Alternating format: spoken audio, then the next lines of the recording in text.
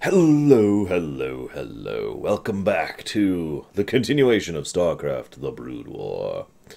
And I just... Now? Really? No? Ah.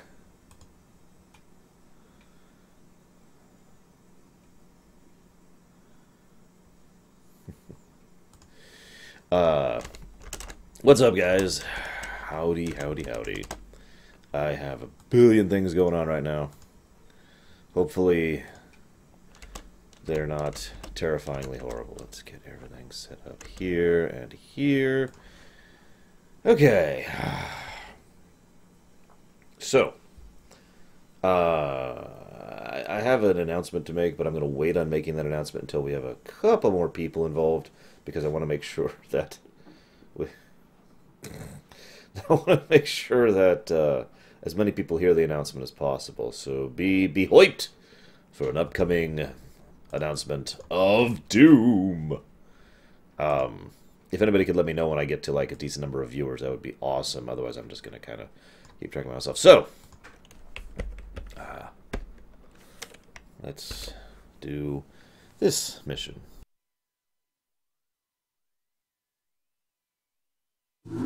Cerebrit, Duran, the time has come to separate the chaff from the wheat. Now that the UED's power base is broken on this world, only their forces on Char pose any significant threat to me. It's time to move to the second phase of my plan. And what of your allies here on Korhal, my queen? What would you have done with them? They are of no further use to me.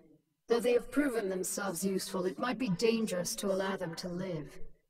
Without the services of General Duke, Minsk will be easy to deal with. But Raynor and Phoenix are uncannily resourceful. They must all be eradicated. Cerebrit, I want both General Duke's and Phoenix's bases destroyed. Leave no one alive.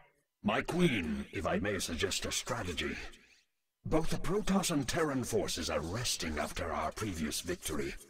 If we attack immediately, while most of them are asleep and unaware, we can whittle down their defenses with relative ease. Clever. How long after our initial attack can we expect them to regroup and retaliate? I'd say in 6 minutes. That only gives us enough time to launch a surprise attack against one base, but it is a sound plan. Cerebrit, feel free to launch your initial attack against either base. Failure is not an option. Slaughter them all in my name. So a couple of notes here. First of all, this is, as usual, once again, a very much Amon/Duran perspective here. Well, I'm done using this hammer and just flinging it out the window. Because, of course, that's what happens. Do note that I'm not trying to defend that perspective. In fact, I think it's incredibly stupid and short-sighted. But it is definitively the way they think. Once something is no longer useful, it is disposed of. The idea of things being useful in the future, that's ridiculous. But of course, I mentioned last night that we've got a tragedy moment in each of the three campaigns. The loss of Alderus, the loss of Stukov, and the loss of Phoenix. And if I might be so bold, I was kind of torn up about killing Duke as well. I know that sounds weird, but Duke had sort of grown on me. I mean, he started off as just I'm just a obstructive kind of jackass. That's how he started off in the original Starcraft, you remember that? And then he kind of turned that around over the course of his missions in the original Starcraft, and then his few poke-ins in Brood War. And it really bothered me having to kill him for basically no reason other than... Yeah. Now, what Bragman said is absolutely true. Yeah, by the way, I'll be talking about that in a minute, gentlemen. I just wanted to have more viewers before I do that announcement. How many viewers do I have right now? The sigh there from Kerrigan is not, I guess I'll have to kill them all. The sigh is, I guess I'll have to kill Raynor. In fact, this is probably the only time in which any of Kerrigan's memories seem to have an effect on the Queen of Blades. Fun factoid, as we'll talk about more when we get to the history of the Hyperion, she was freely willing to not go after Raynor. She wanted to allow Raynor to live, pretty much purely because of the memories of Kerrigan that are in her. Now, I want to stress the way I'm phrasing this properly, because, again, Queen of Blades is not Kerrigan. But the Queen of Blades does have access to all of Kerrigan's memories, and that can still affect you. That can still change the way you think and function. So that's why at least 2 junctures that we know of, arguably more than that, she basically gives Raynor a free pass. Yes, I think it's absolutely sad that StarCraft Ghost was never released, Benoth. I really wish that Ghost would come out. I was one of those people who was really excited for it. Ironically, when we were talking the other day about other genres we think StarCraft would work in, a first-person or third-person shooter was one of the ones I listed, because I do think that would work. So this is an awesome mission. This is a very fun mission. How y'all doing?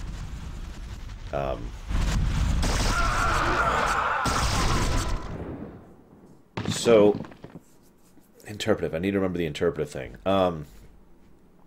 We're going to have...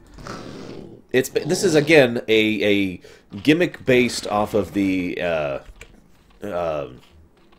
words. The you have a base, they have a base mindset.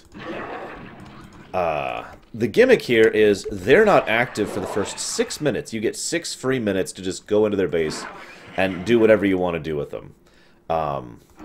And you'll notice they will not attack you at all. They literally refuse to fight back. Well, apparently, except they totally do. Wow, that's weird. That zealot totally should not have been attacking my lurkers. Now, as she points out, you start off with very limited forces. So, generally, you probably want to be very specific about how you use those. And you basically have a few free minutes to get started before the AI is turned on. Some extremely good players that I know of, whoops, music, are actually good enough to literally have taken out most of the enemy bases within the 6 minutes. I am not one of those extremely good players. I am astonished that people can pull that kind of stuff off, to be completely honest with you. But I've seen it happen. Now, the actual objective of this mission is not to take out the enemy base. Again, you just kind of have to in order to get to where you want to be. The actual objective of this mission... Why do the Protons keep attacking? That is so weird. They actually shouldn't be. Oh, whoa. Our forces are under attack. Okay. Got it. But whatever. Lurkers are kind of weird anyways. Aren't you, Lurker? You notice the photon cannons aren't attacking. I really should be building up my base more. You notice I haven't cheated yet. I'm just trying to showcase how this mission works. It really is a very fun mission. Which is terrible because of what happens in this mission. You remember how a lot of people really like Phoenix? This is something Blizzard likes to do. You really like this character, huh? Okay, go kill them. And the player's like, well, what? But I don't want to kill Phoenix. No, go kill Phoenix. But I don't want to kill Phoenix. Go kill Phoenix. No! A fairly large number of people, myself included, were pretty busted up over having to attack Phoenix in this mission. It's, yeah. Now, I mentioned the interpretive thing. Let's just get rid of that for the moment. I mentioned the interpretive thing. Yeah, you know how in the previous mission it was just us as the Zerg versus a single, well, 5 bases consisting of Zerg and UED forces? This is how that interpretive thing ties in ways that I've already kind of hinted at. Did we already? Yes. The idea here... Yeah, Warfield. The idea here is that regardless of... I'll just set you up right about here. Regardless of what we see, more is going on, and we have to interpret what's going on. The mere fact that we have such huge, expansive Protoss and Terran bases here kind of indicates that the battle for Augustgrad consisted of more than just the sliver that we saw, right? The little bit of, oh, hey, here's what you're capable of seeing, you know, blah blah blah, and trying to emphasize the significance of the battle that, again, we didn't see. So that's that interpretive thing all over again. How many viewers do I have right now? Could somebody answer that for me, please?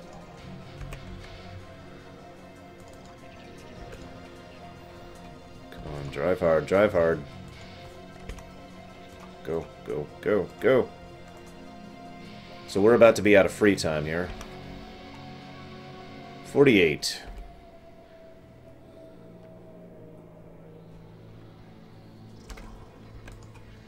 And so as soon as he's done talking here... Yeah, they start counterattacking. And this becomes a very rough mission, because this is the Zerg, thank you everyone, versus a Terran and a Protoss base, both of which are effectively allied against you. Like I said, Kerrigan missions, or the Zerg missions rather, tend to be pretty brutal.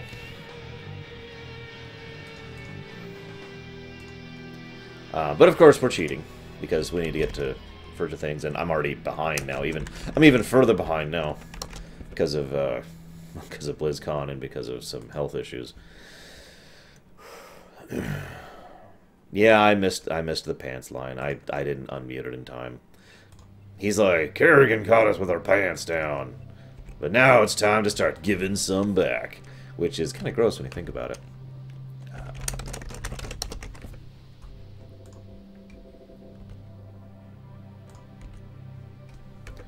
So I'm trying to remember all the cheats. There we go.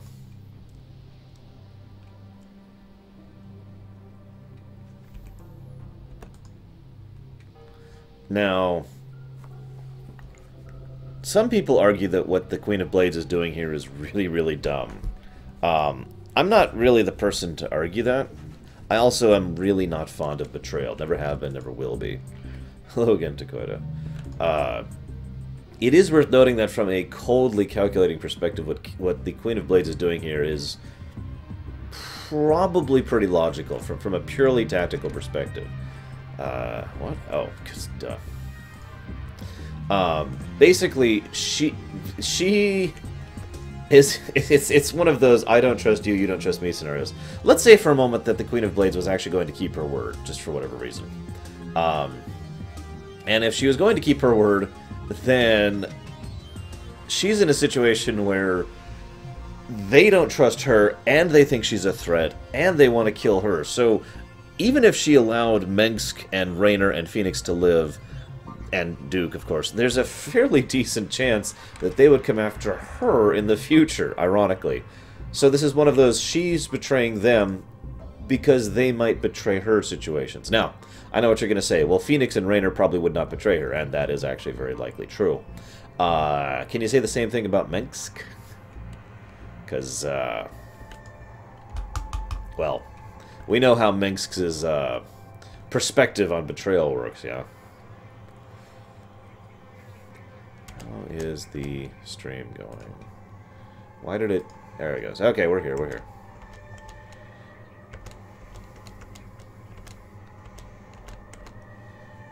Yeah, Mengsk lives off of betrayal, kinda literally. Which is not the best way to live, if I'm being honest. But hey, what the heck do I know, right?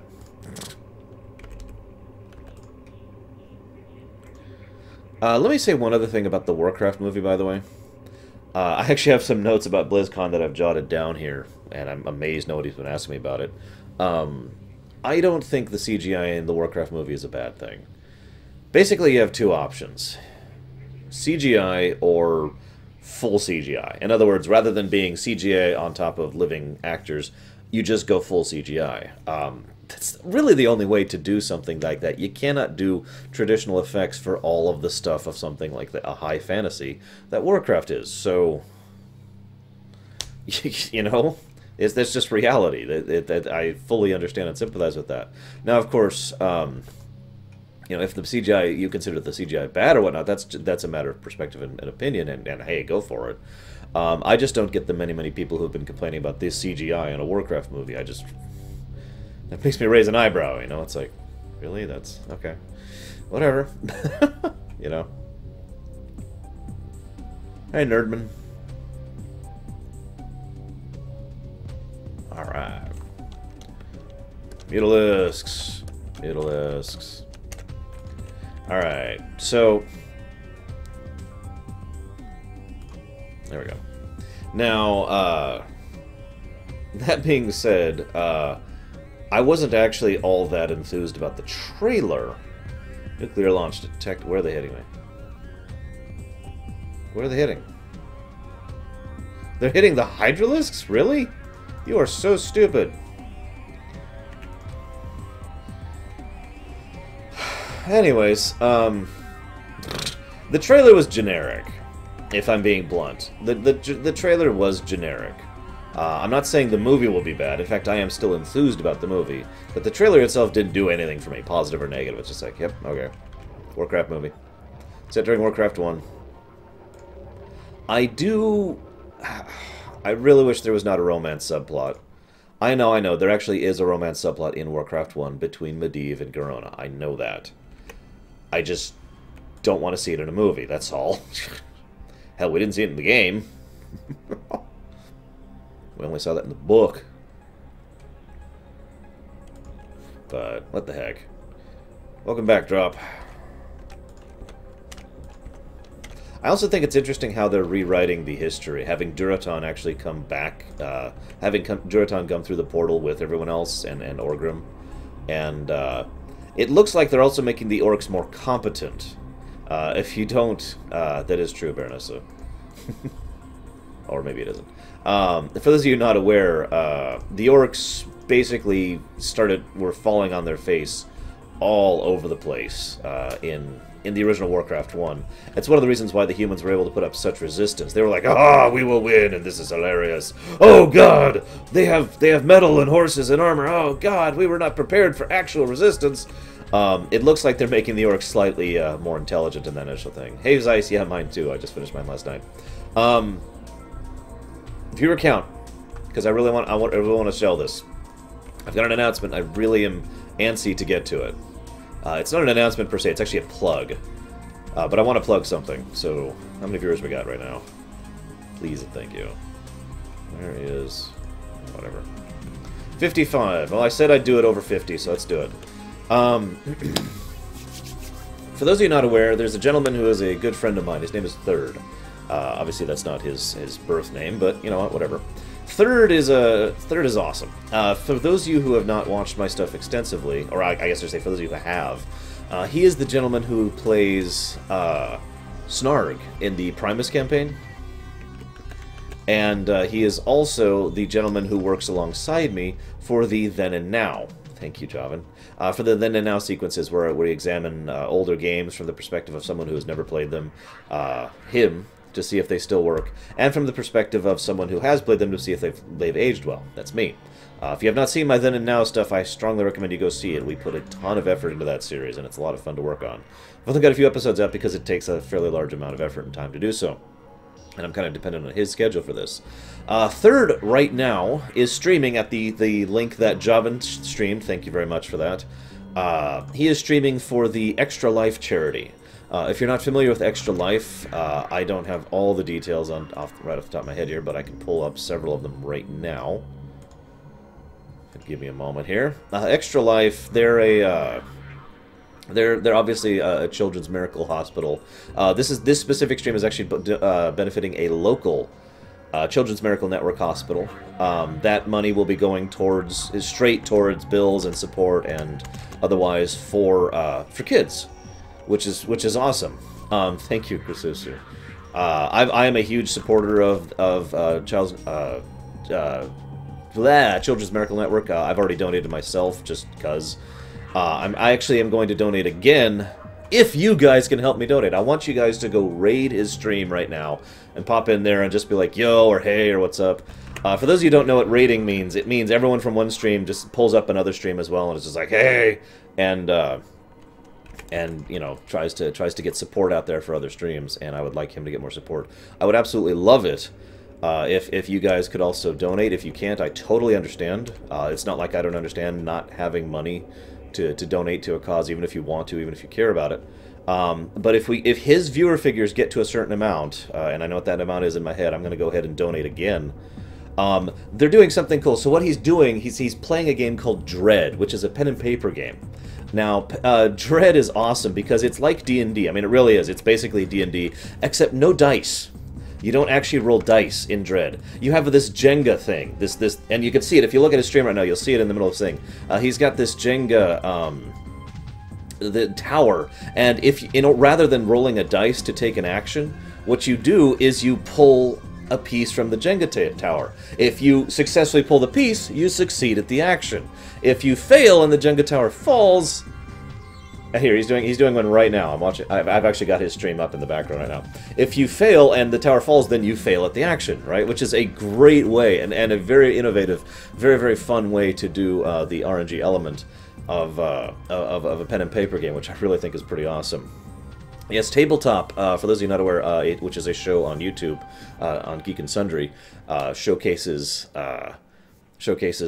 Dread, which is nothing. I've actually seen some people adapt the Jenga Tower thing to games other than Dread, and I've actually thought about doing this myself. It's a very fun and interesting way to do it, and of course it helps to make things nice and tense. Hence the term Dread, basically. Now,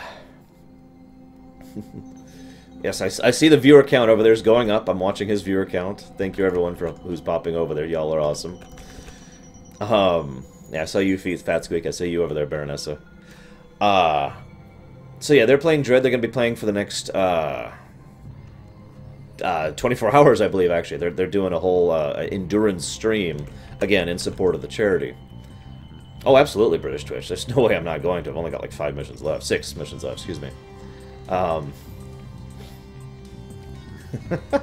Yes! More viewers, more rating. Excellent. Y'all are making me very happy right now.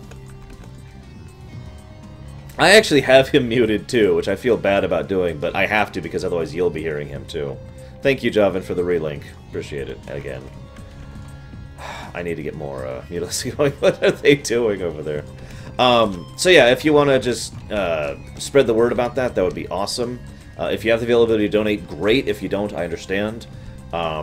If you want to keep that tab open and keep it muted, that would be even greater, because like I said, I'm going to be watching those video figures, and if I get enough of our people here over there, I'm going to go ahead and donate again to support. No, oh yeah, that's the other thing. That's the other thing. If you're donating, you can they have a donation incentive going on.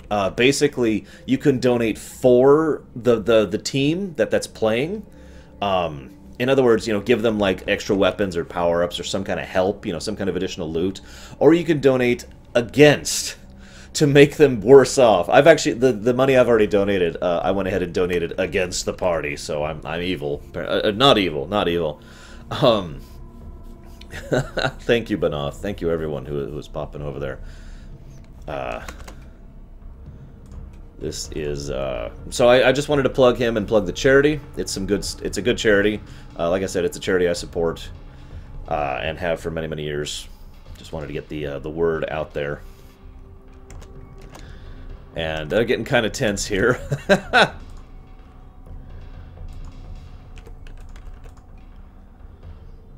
Yes, you can donate against, Baronessa.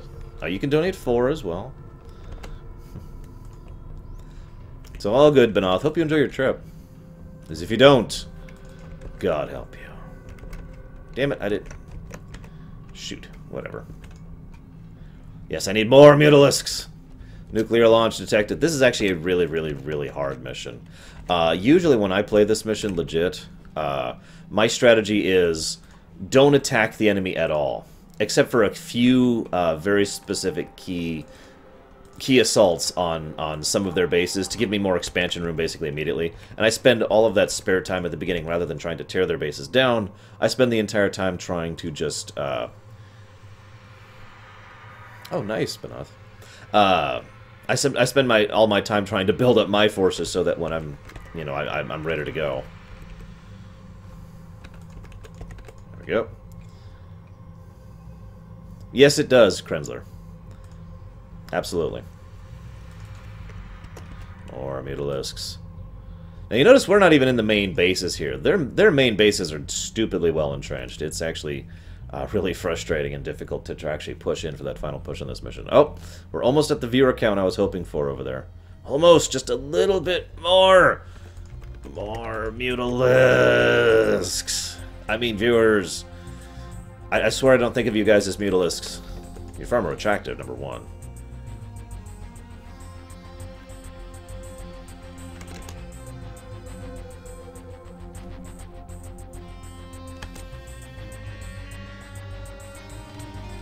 Alright, here we go. Actually, let's not do that yet. Let's do this.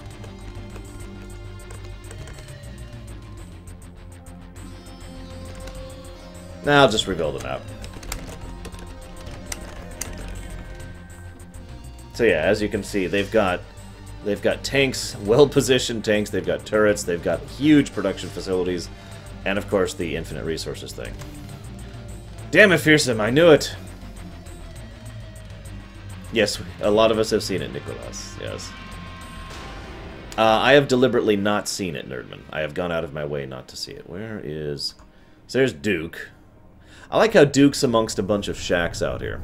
I mention it because Duke has always struck me as the kind of guy who isn't very pretentious. You know, you remember how we saw... you remember how we saw the Stukov and De Gaulle sipping their brandy, smoking their cigars, watching the battle as opera music plays, you know. Duke is not that kind of guy. Duke is right up there in the front line, in the trenches, and I think that's another reason why he's grown on me as a character. Because he is very much a frontline officer, and I like frontline officers. It's one of the reasons I like Cisco over in Star Trek as well. We're turning this on again here. No, I have not traded. Nobody's asked me about it. Well, if it isn't little Kerrigan, I had a feeling we'd be meeting each other again. You got a lot to answer for, little girl. General Duke, you know I always wanted to have you killed. This is kind of exciting for me. Do your worst then, girl. You ain't taking Edmund Duke without a fight. Yes, exactly, Vanessa. Yeah, me too.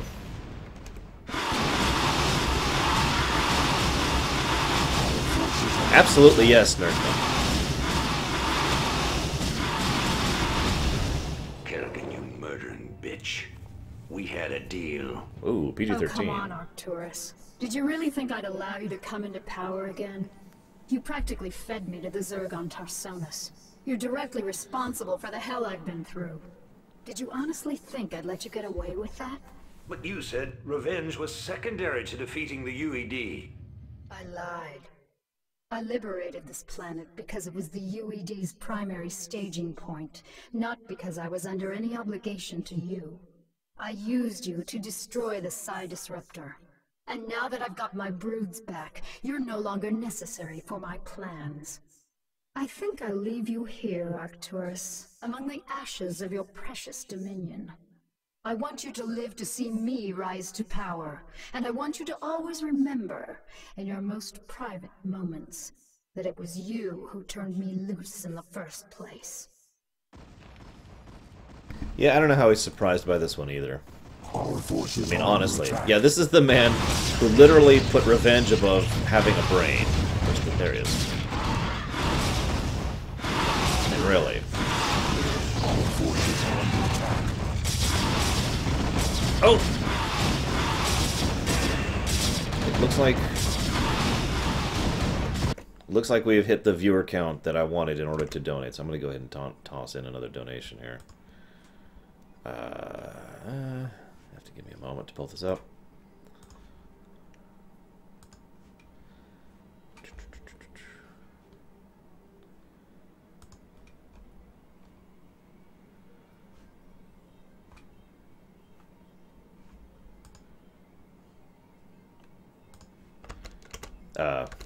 Wow, that's really quiet. There we go. Okay. No, not here, Aded. I mean in his stream.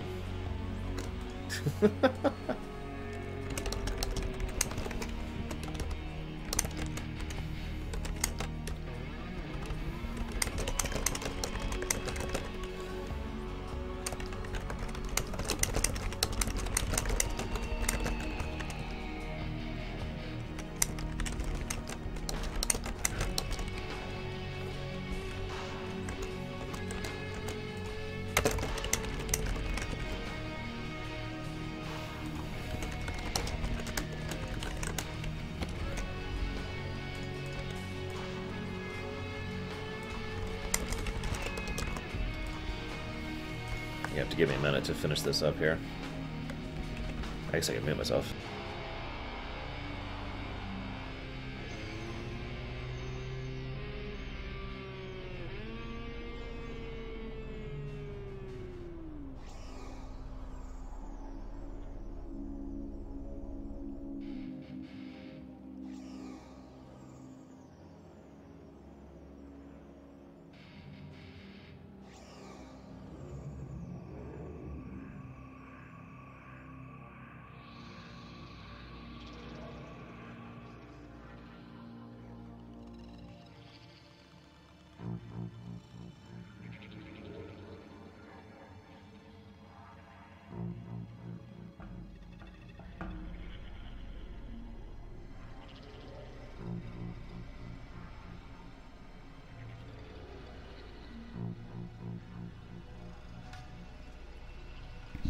So far, I'm really excited for the Nova missions. I really, really hope they continue her story arc, since her story arc is obviously not finished. And there's a lot more that needs to be told about her, especially, I also really, really hope she has a happy ending, and I know that's kind of a, weird thing, but I mean, seriously, she has had a terrible, terrible, terrible life. We'll be talking more about that in Wings of Liberty, by the way. So, yeah.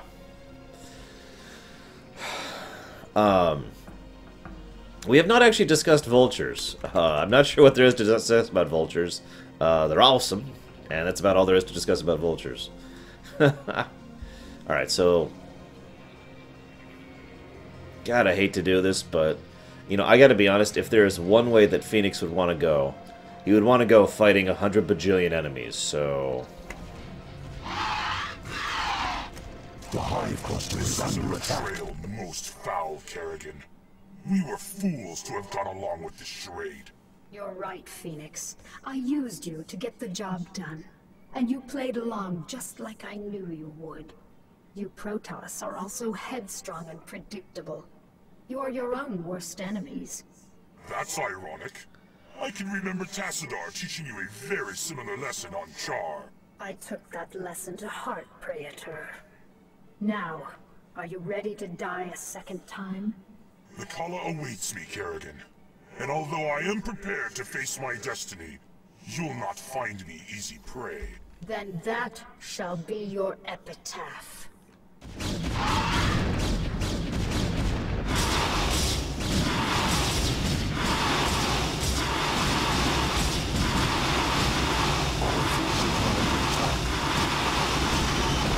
Phoenix!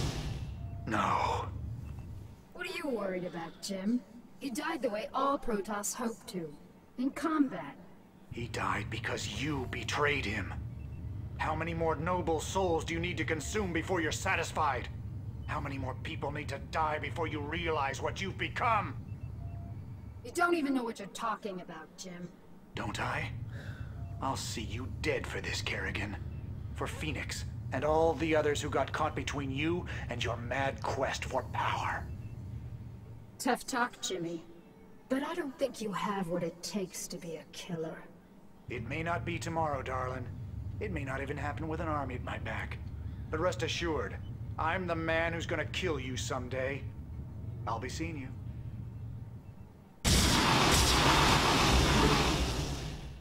Now, a lot of people look at this and think, oh, well, he had a complete turnaround in Starcraft 2. No, he didn't. A lot of interesting things kind of changed between now and Starcraft 2. Like, the knowledge that this isn't Kerrigan. Like, the prophecy, which shows that everyone's going to die if they kill the Queen of Blades, etc., etc. I just point this out because it's really not inconsistent with his character. Some people like to make fun, of course, and be like, I'm the man who's going to kill you someday, immediately to, I'm so in love. No, that's a huge exaggeration. That's also ignoring the 4 years that pass in between those two things. But I will point out one thing that kind of worries me. I'm worried that he will be the man who's going to kill her someday, for whatever reason. Like, maybe he has to, or maybe Amon possesses her, or whatever, and that would be horrifying.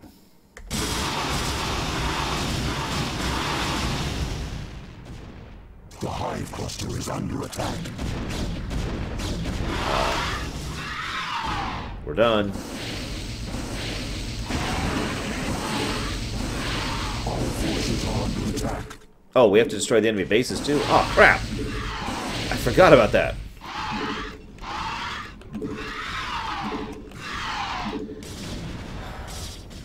The Hive Cluster So, yeah. Switch over here. So now we have to wipe out the rest of the Protoss and the Terrans because we're evil.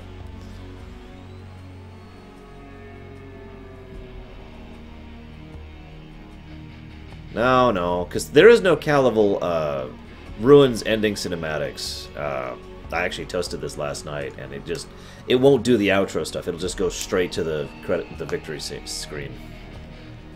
So, no. We will get more Mutalisks, though. More Mutalisks. I was thinking about this last night. The Zerg are like the least benefited by Operation Seawall, because they're still dependent on larva production, which isn't benefited by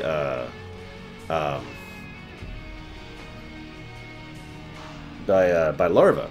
So, you know, you may be able to make units instantly, but then you have to sit here and be like, yep, now we gotta wait. Yeah, like I said, Titans, I get a little tired of people complaining about Raynor's so-called bipolarism when it really isn't, and it's provably not. There we go. There we go. Now,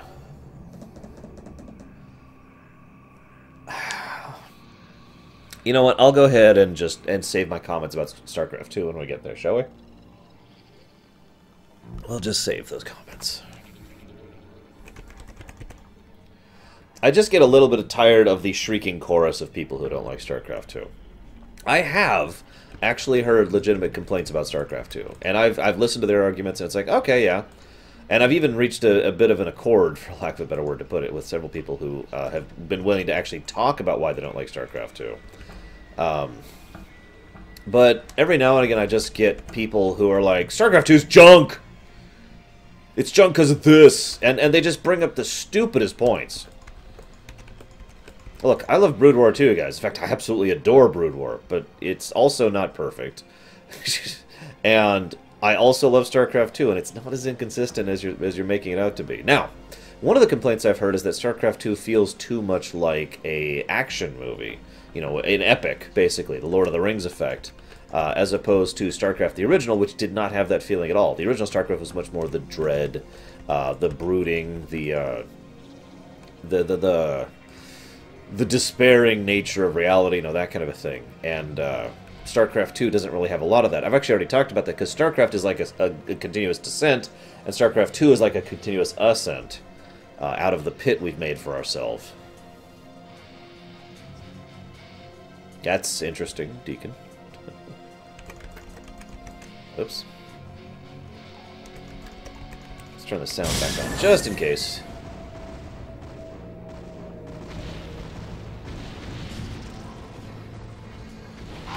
Yeah, pretty much, Joven. And again, I don't want to sound dismissive, because I have heard legitimate grievances against StarCraft 2. It's not like they don't exist. It's just, I so rarely hear them. If you don't like StarCraft 2's story, that's fine. You don't have to. It's not required. I'm with it. But anyway, I'll let it go, because I'm going to bring it up again in a bit here.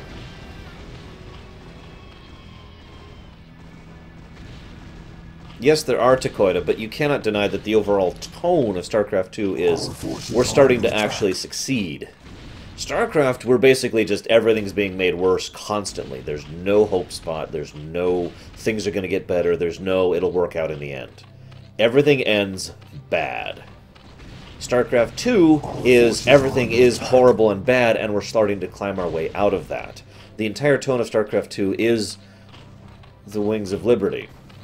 Matt Horner himself is probably one of the best examples of that. For a Better Tomorrow. You remember that speech he gives, For a Better Tomorrow? That's the entire theme of StarCraft 2. Even The Heart of the Swarm follows that same thematic path. Our forces are under attack. Yeah, exactly, Zachariah.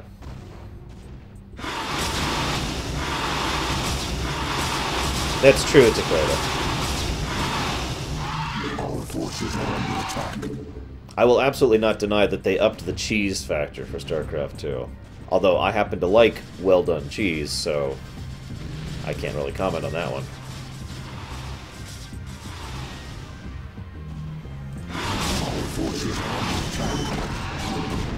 God, it's irritating commanding 5 groups of Mutalisks.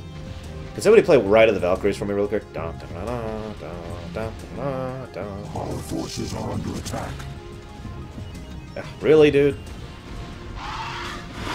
I hope so, Kemek. I mean, I know that sounds terrible, but I cannot deny that after a while, I get attached to characters, and I want them to have a happy ending, because I'm attached to the characters. Both, Fearsome!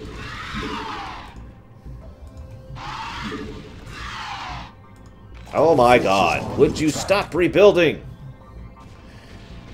Look at this!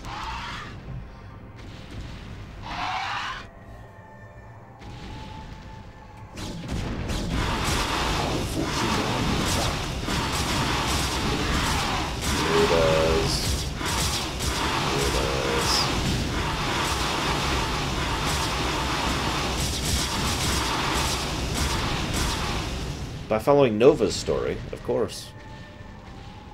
Our forces are under attack. And the UED. Which they've already confirmed they're going to do stuff about, so... that's a thing. Yeah, seriously, Zachariah. That's actually why I'm like, you're like, really, guys? I've actually played against people who just refuse to accept that they've lost. Anybody out there ever have that problem back in Brood War, specifically? I used to have 2 fleets of carriers going, and if I was with an ally, they're really ready to go. And the enemy's just like, nope, I'm going to keep moving, and I'm going to keep dragging this fight. They have no chance of victory. They have no ability whatsoever to actually resist or build up or anything. They're dead. All that's going to matter is if I find them or not.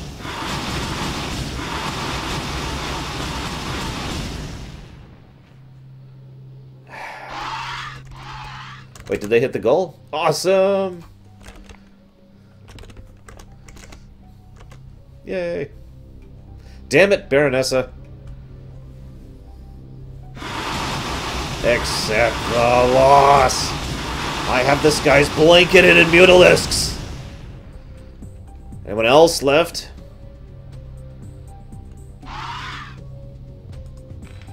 Oh my god! Really? No, Fearsome, absolutely not. Because I know you're just going to make it a dating sim between Kerrigan and Nova.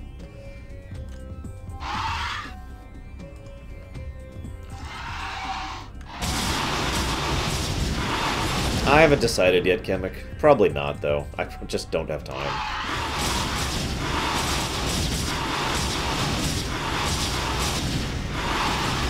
Whoop.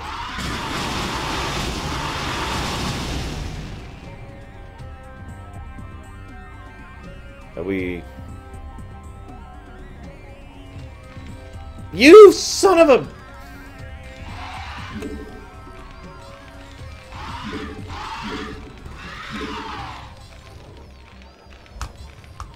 Hey, Dios. Apparently, Titans. Enjoy the shade.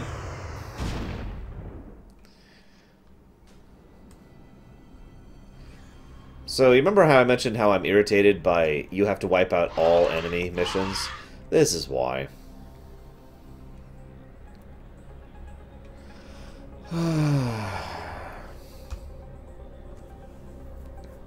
Notice where this is, by the way. Here's my base. And they built a frickin' pylon up here.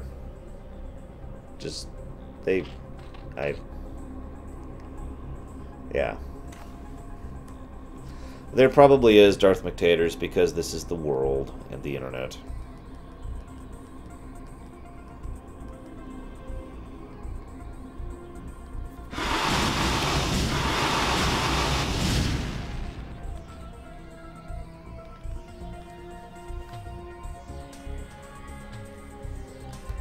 Now what? Okay, so this is the other problem.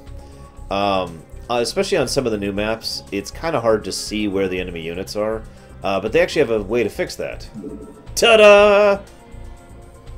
Aha! So you kill him. Oh my god! Ah! There's another one! They'll never die! Yes, it does. That is absolutely true, Kemek. But there is a difference between two extremes. Okay? What you're looking at now, I've seen this happen in players where they will not leave. a game. They will not surrender, even though they have 3 pylons and 1 zealot left. No ability to rebuild, no bank, and I have a massive overwhelming force, and they refuse to leave the match. They make me work for it, or whatever. So that's an extreme in the other direction. Now, people who quit the moment they think they're losing, those are usually considered rage quitters, and that is usually considered bad form. So like I said, it's extremes in different directions. Yeah, I haven't seen the trailer yet for N7 Day. By the way, happy N7 Day for everyone. Just think, we might get Mass Effect 3 soon. It is done, Cerebrate. They've all been destroyed. Let us return to Tarsonis to rest. For the first time since my transfiguration, I am wearied of the slaughter. Again, Kerrigan's memories affecting the Queen of Blades there.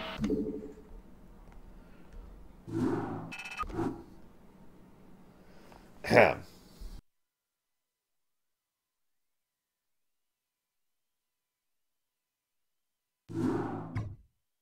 My queen, our scouts have just discovered a massive wave of Zerg in high orbit. Hundreds of Zerg have landed upon Tarsonis and are even now approaching our location. A number of our outposts are already under attack by the renegade swarm. So the UED is testing out their control of their pet overmind. I had hoped to lay low after we raised Korhal, but it seems the UED is intent on forcing my hand. Shall I rally your forces, my queen? Yes, we've got to defend our remaining outposts and make sure that the renegades can't gain a foothold in our immediate vicinity. Once we've secured our perimeter, we'll begin to take the fight to their hive clusters. So, I actually don't have much to say about this mission. I do like the progression here. It has been debated that Kerrigan might have started influencing the Queen of Blades at this point in time, which might actually be valid, given, you know, that she refused to kill Raynor again, by the way. And she, in her own words, she was tired of the slaughter. And the very next thing that happens is the UED shows up and is like, wait, come kill us too! Our forces are under attack. So, yeah, cheating from the beginning, as usual. Per your guys' the requirements, I guess? I don't know. Now, I know, you know, you're probably tired of Mutalisks. Well, that's bloody tough. If I have to explain for, like, the 5th time why I use Mutalisks, yeah, then I got nothing. Mutalisks just work. What do you want? Our forces are under So, attack. this mission is a weird one. It's designed for you to lose some of your clusters at the beginning, but then the AI goes strangely passive. The hive cluster is under attack. Every time we go through this, it is debatable. Or 2 sentences. I have that same issue. I lose the first lose the first wave of enemy of hatcheries to the enemy, and then I turn around and it's like, yep, I win. Map setting? What do you mean, Dakota? I don't understand your sentence. I'm very confused. Oh, right. There you go. The hive cluster is under attack. Hey guys, the hive cluster's under attack. How are you not? Oh, that's why. We'll kill that. The hive cluster is under attack.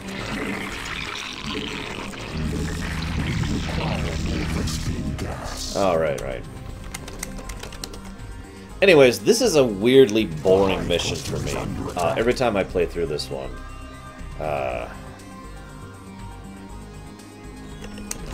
Still don't have these memorized.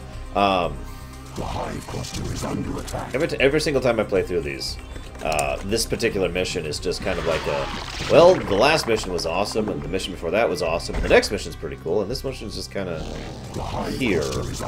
It's like they needed another Zerg versus Zerg map, so they just kind of threw this one together. It just lacks the coherence in most of the other missions, in my opinion. The hive cluster is under attack. Actually, there is an explanation for that, which may or may not be a valid explanation.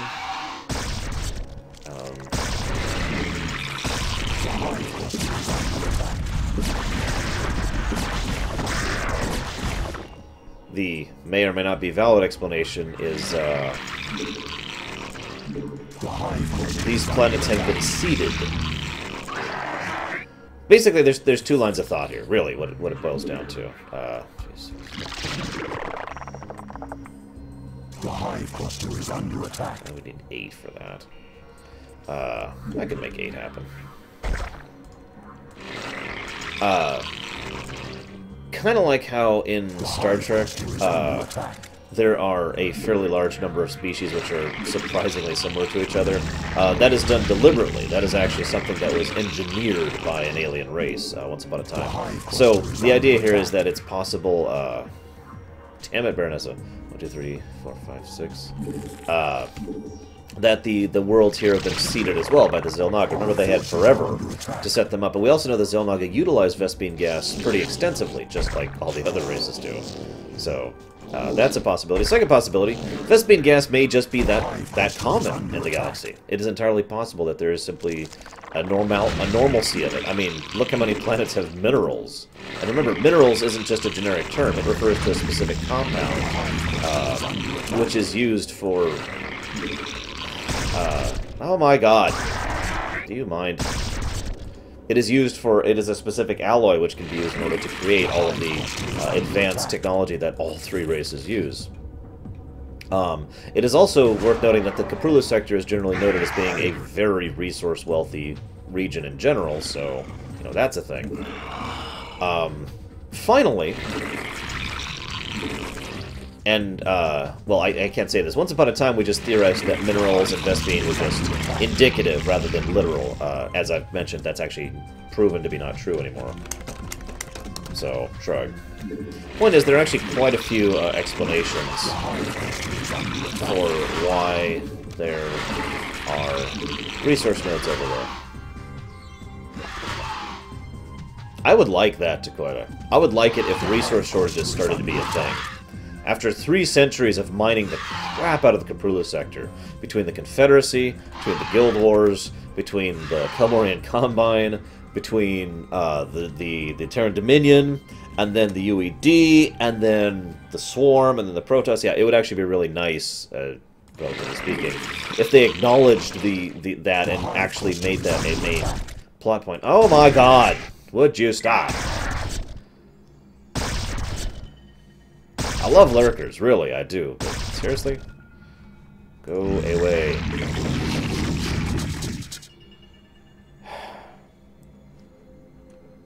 Anyways, we don't have that many missions left, Titans. We need to get the Flight of the Bumblebee going here. I really hope they do, Samurai. It would also be a great way to move on with the story. Everything in Starcraft so far has basically been in the Caprulu sector. A great reason, in character and out, to start moving out of the Caprulu sector is the Caprulu sector is getting tapped dry. And there's a lot of dramatic potential with that kind of a problem that they could utilize.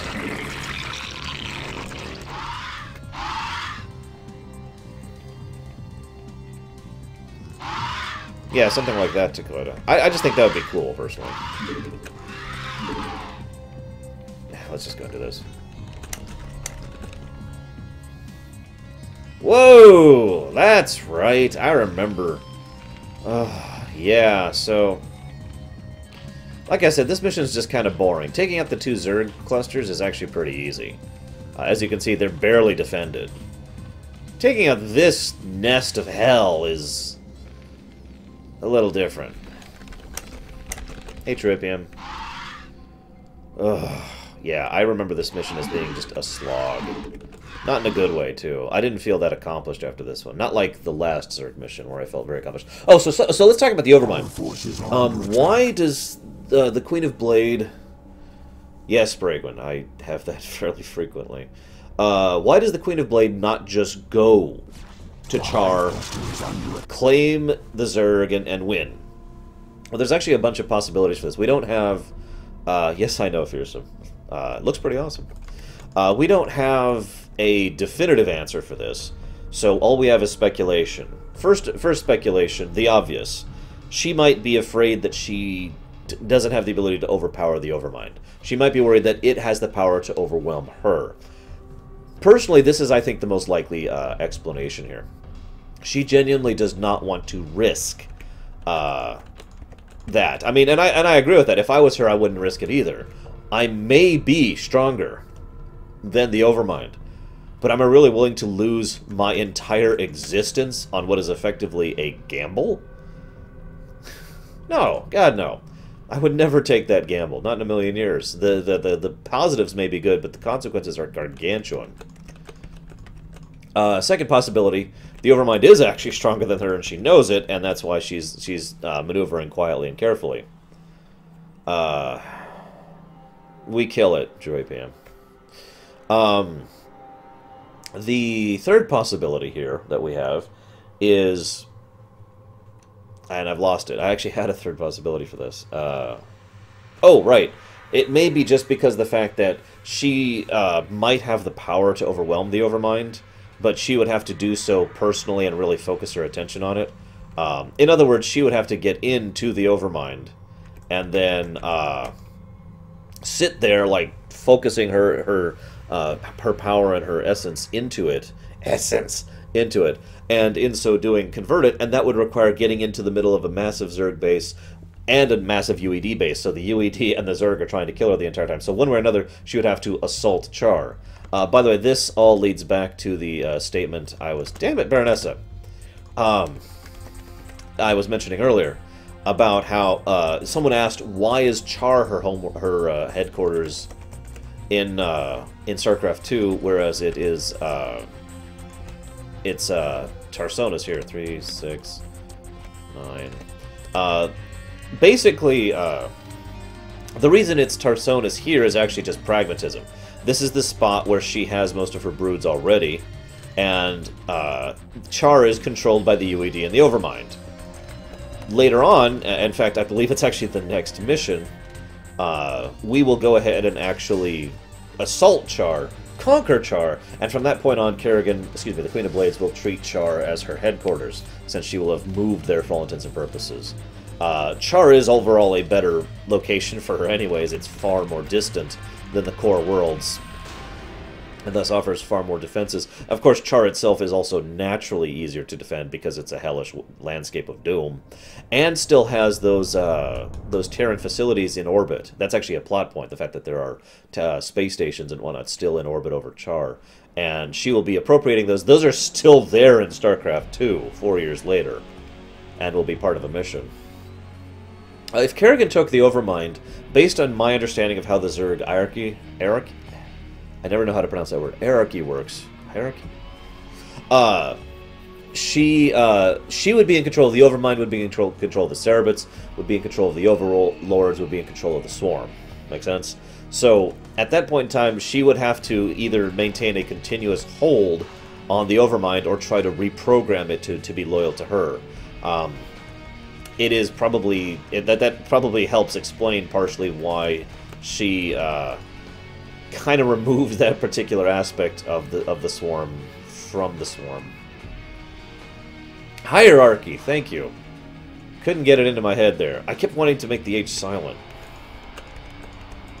because I am weird. Like, when I look at that, my first thought is hierarchy. That's you know, my natural pronunciation of that word. And then I always hear it and say, no, that's wrong. Because it is. They're all plotting against you, Baronessa. Except I don't know if that's true or not. Actually, fun fact, we will actually be seeing Tarsonis in StarCraft 2. I wouldn't call it reclaimed so much as it's Tatooine. No, seriously, it's basically Tatooine. I mean, it's not a desert, but it's the hive of scum and villainy. It becomes a haven for criminals and smugglers and thieves and all that fun stuff, regardless of... Yeah, basically Sigma. Regardless of, you know, the major powers of the sector at the time. Okay, time to take out the UED base. But yeah, basically psychotic. It's glass to hell, and there's a few people there who are still, you know, functional, and that's pretty much it.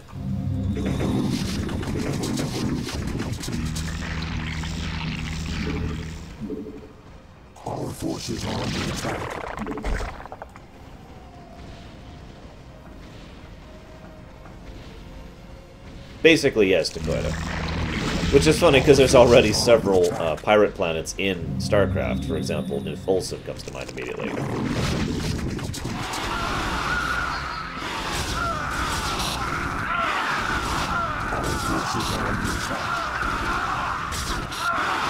So, one good way to completely annihilate a base is with a lot of Guardians. Like I said, these are flying siege units. And they will decimate a base. Yes, it is, precisely. Our forces are under attack.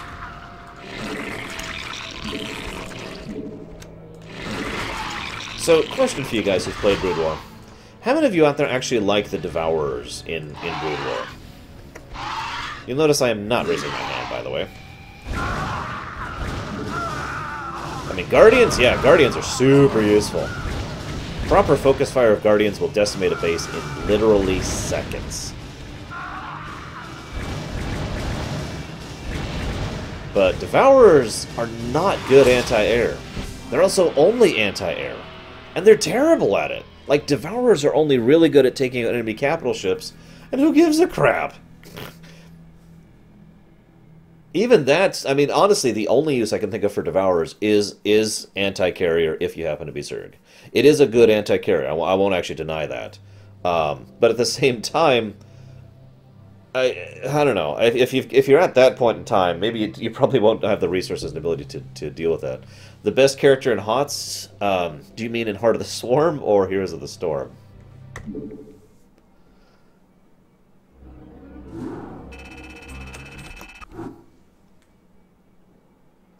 So, time to go to Shakuras.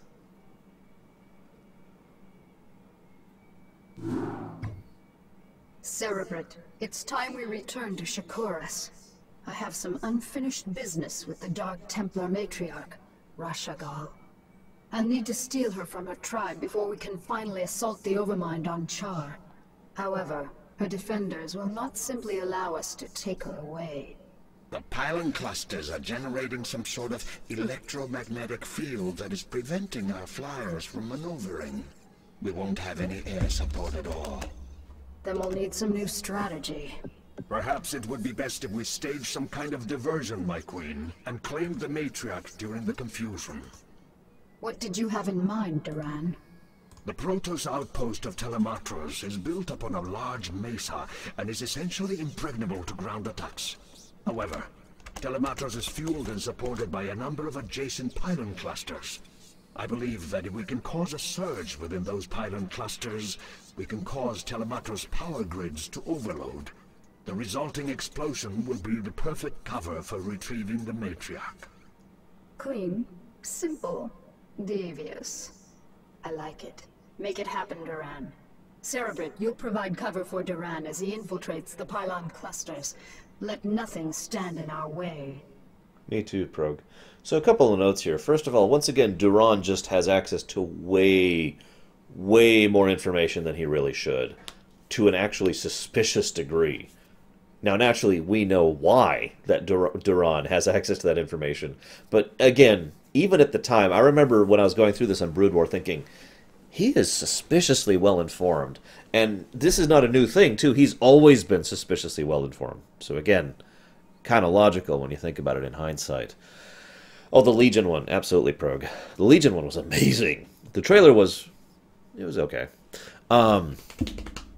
In response to your question, British Twitch, I assume you mean a new character, so I can't just pick, you know, Mengsk or Raynor or Kerrigan.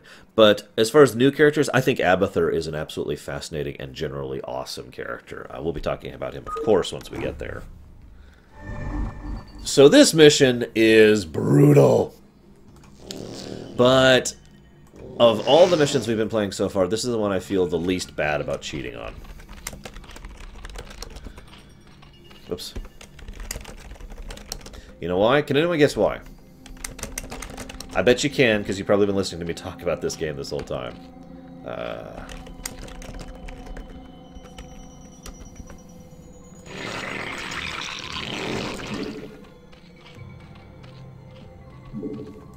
I need more room.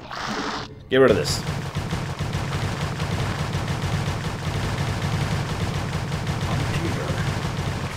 Right away.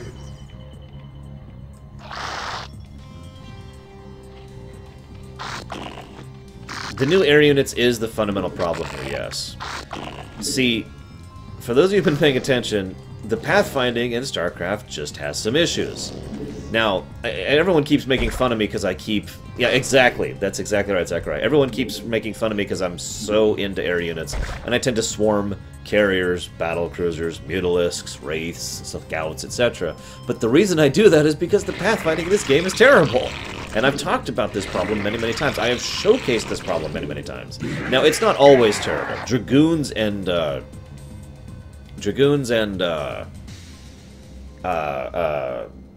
Goliaths are the worst with regards to pathfinding. Ultralisks are pretty bad too, but the pathfinding in general is just a mess in this game because it's an older RTS, and it's one of the reasons why I think a proper remake of this game would be very well received. At least personally, I would like a proper remake of this game. I don't know about you guys. Exactly, Dakota. Goliath. So, yeah, this mission is just a pain. It's basically artificial difficulty. It should not be as hard as it is, but it is this hard because of the fact that you have to maneuver your way through the mess of this map. Here, let me just show you what I mean by this.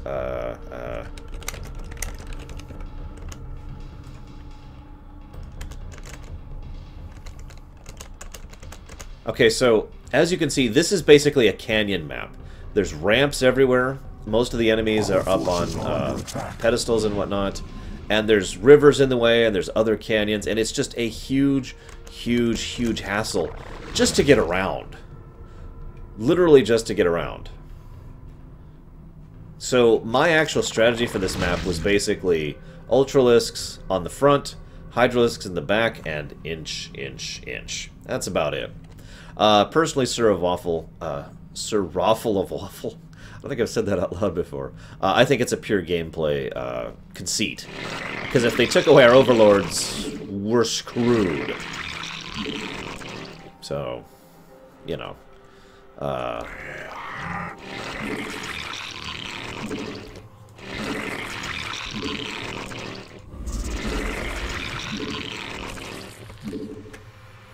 For our purposes, we'll be hydrating our way through this one. Actually, how can I be of service? Hang on, we don't have to kill anything in this one, do we? We don't! Holy crap. Go, Duran. Now, I know one person who is trying really hard to make a infiltration mission work here. It doesn't work. You can't just have Duran cloak his way through everything unless you do some really clever AI tricking strategies. Because they've always... Protoss are, like, insanely good at detection. Arguably, everyone is insanely good at detection when you get down to it, especially the AI, because the AI can perfectly sensor scan you wherever you are. Right away. Instantly. I'll take care of it. Highland cluster set to overload. Yeah, look at that tower, Javin. Seriously. Alright, next. Right away.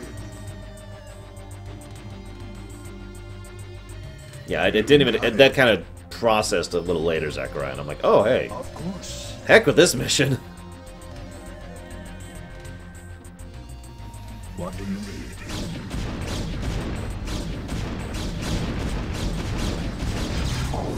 I will say the Protoss certainly seem to be doing well for themselves, which is good. It's nice to see them doing well. It's a shame we're about to blow up half their city just to kidnap their matriarch, when she's working for us to begin with.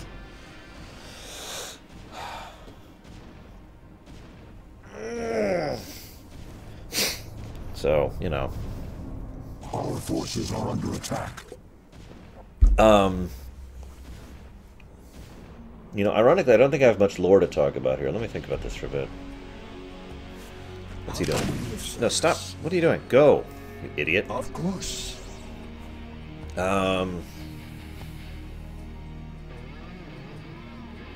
Most of my notes are for Starcraft 2 stuff. That's what I spent most of the evening refreshing myself on. Talking about the Hyperion, Valerian, the Psychic Scale, Nova, Tosh, Terrazine, the Spectre War, which I bet half of you haven't even heard of. Our forces are under attack. That's what I got here for notes. Abathur. Wow. It is a rare thing I just flat ran out of story to talk about in a Blizzard game. Set up. I'll take care of you. Here, let's talk about one thing here. Yeah, the Spectre War, which was... Well, we will talk about it when we get there. Yeah. So... Oh, I will be talking about Nova extensively. I'm kind of debating when to talk about Nova. Because, she really doesn't have much of a presence in the games. The Spectres are a little more complicated than that, Dakota, but basically, yes. There was an individual named Haller. What was his first name? Jackson Haller. And he was a ghost back in the Confederacy, and he basically led a revolution against the Dominion that failed miserably because it was always doomed. Okay, what do you... Ah, here we go. Wait, what?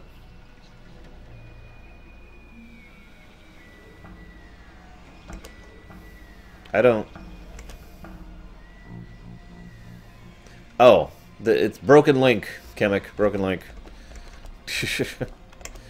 Yeah, you know what? I'll talk about Nova now. That's fair enough. I've got a long trip to go all the way crap to hell over here, so... Nova is a powerful psychic. Now let's talk about the psychic scale briefly. The psychic scale originally was the equivalent of like 1 to 5. When they discovered Kerrigan, they had to adjust that scale. Ironically, Kerrigan is either a rank 11, rank 12, or rank unclassified, depending on which point in the games you're at. The scale goes from 1 to 10. 10 is basically the power that most Protoss have. Thank you, Samurai. What am I looking at? Wow, that expression. That is terrifying, Kevin. I don't know what to make of that one. A rank, like I said, a rank 10 is basically the equivalent of a Protoss. Nova, that is to say Terra November, which is her real name, is a rank 10. She is a ridiculously powerful psychic. Similar to the X-Men series, most psychics, when they have their power manifested, it manifests because of some kind of trauma or some kind of stress, and it usually manifests in a bad way. Terra's power, yes, by the way, her name is Terra. Terra's power manifested in her killing her entire family. Not intentionally, not deliberately. It was just an explosion of raw power, something that she will in the future refer to as a mind blast. And it's pretty messed. A lot of people died. Why aren't you... Duran, go. How do I... Wait, how do I... Do I... There, go this way. Jeez. Anyways... Yeah, by the way, I love how we're just sitting at $70 on hard difficulty. Yeah, Terra with an... Yeah, funny, isn't it, Samurai? Funnily enough, we know Blizzard employees are huge fans of FF6. I've heard them talk about it in interviews, so that may actually not be a coincidence, the fact that they named Nova Terra November. But anyways, I'm getting off topic. The November family were members of the old families. I talked about them some time ago. No, I haven't, Fakey, and it looks boring, so whatever. From what I'm told. In November eventually becomes a 10, 7th. And again, Kerrigan is a 11, 12, or unclassified, depending on which point in the thing. I just looked this up, so I can speak from direct memory here.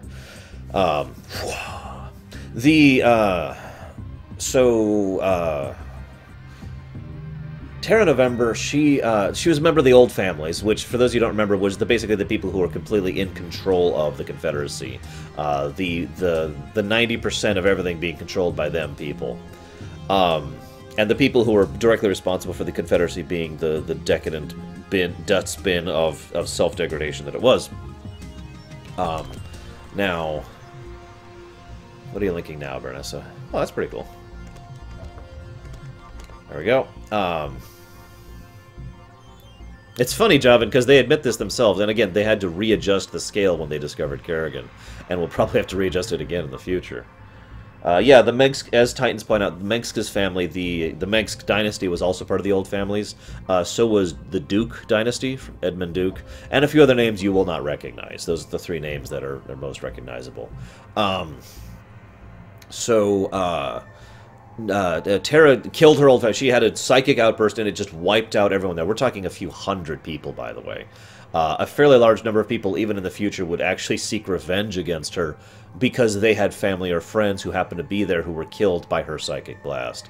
She is a very rare example of someone who actually... Yeah, I know, right, Deegan? Of someone who volunteered to become a part of the Ghost program. This is the Confederacy Ghost program, by the way, which in addition to being less advanced, was, and I'm just going to say this as bluntly as I can, more evil. I suppose we'll pause there, because we're about to finish the mission. Yeah, she volunteered because they actually told her about the memory wipe process, and she considered that to be a positive aspect of it, because she didn't want to remember. I've postulated my theories on that, Dakota. Basically, I think they were copying the Caprula sector's advancement pattern to make that happen. This cluster is ready to overload. My queen, the last charge is set. Telematros will explode on your command. Maybe later, Fakey. Very well. Cerebrit, send my minions down to the planet and have them retrieve the matriarch. Duran, ignite the charges. Ignition commencing. Hey, Wraith.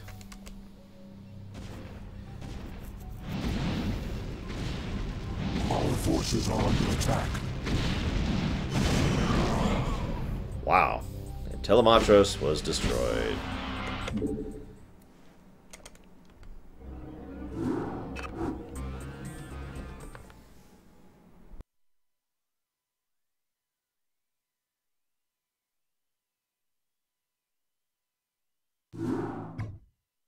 The time is finally upon us, my minions, to destroy the wretched Overmind and the last of its renegade Cerebrits.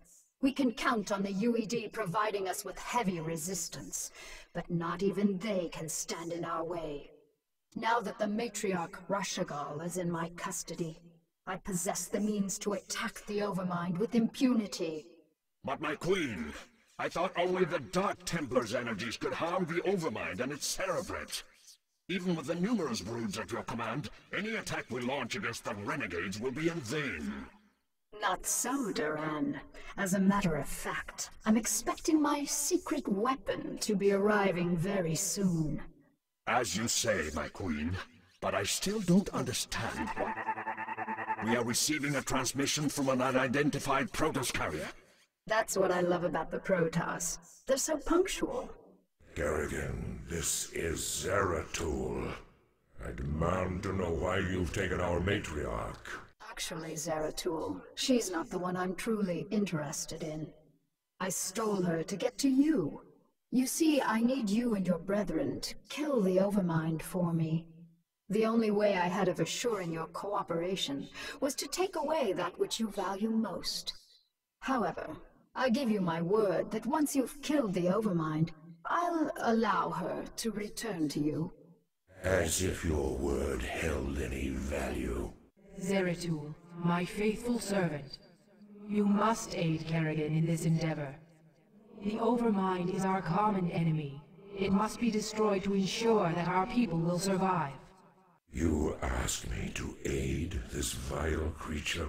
I do not ask this for myself, nor do I ask it on Kerrigan's behalf. I ask you to do this for our people, Zeratul.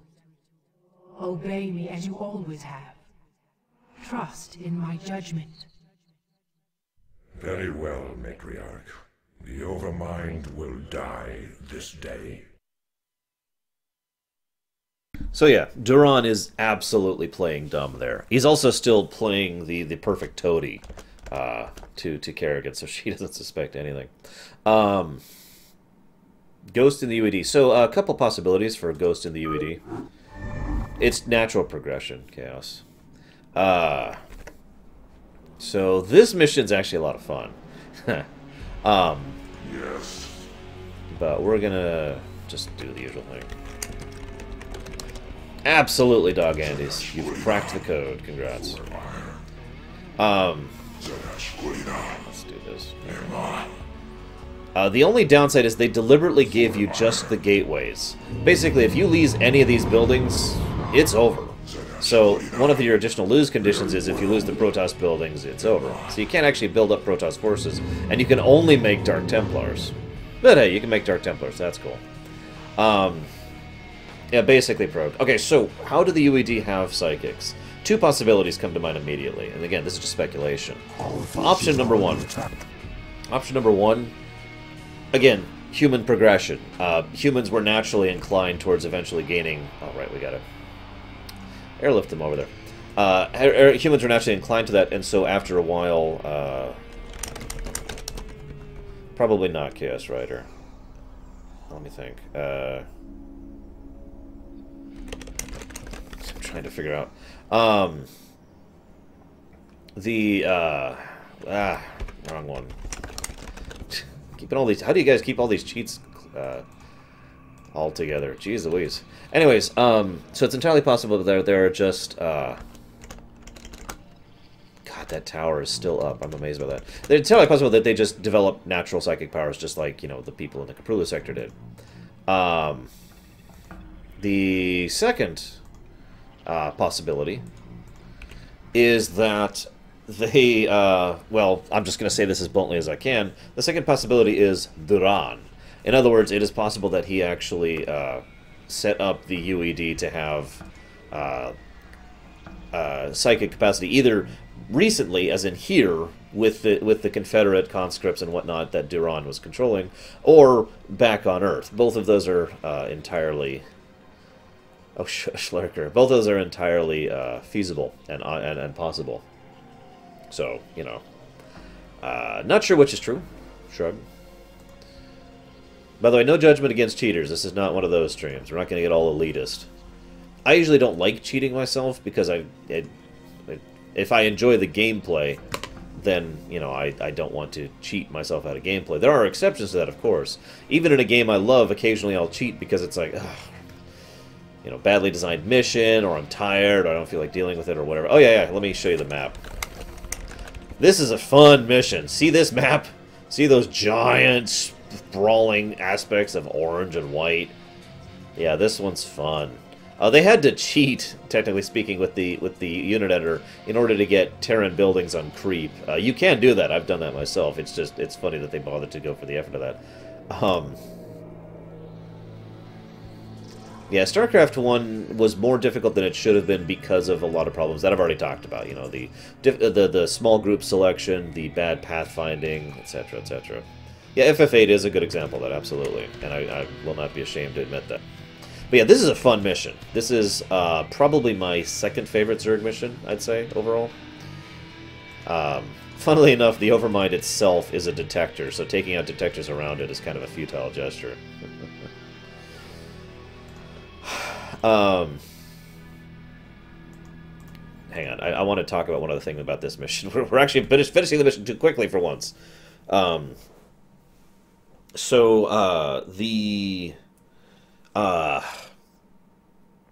Damn, and now I've lost my train of thought. Ah, right. Okay. So, some people have been asking for some time, you know, why is it that Kerrigan needed the Dark Templar to take out the Overmind? And I've given several possible reasons for that. I mentioned the possibility of her wanting to manipulate and work through someone else. I mentioned the possibility of... Where'd my guy go? No, whatever. I mentioned the possibility of... I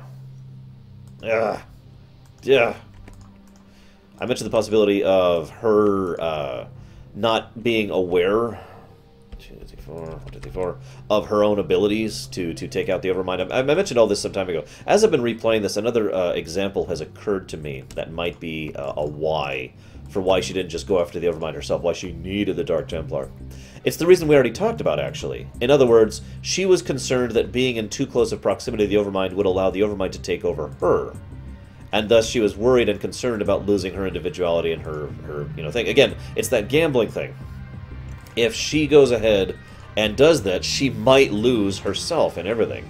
And, so, you know, in her position, I would not want to risk going up to the Overmind and trying not just to kill it, but not just to overwhelm it, but to try and kill it, because there exists the chance that it might try to overwhelm her. And if that was happening, if that was done, then well, I mean, duh, game over, right? I would not be willing to lose myself for the remainder of my days with no hope of rescue.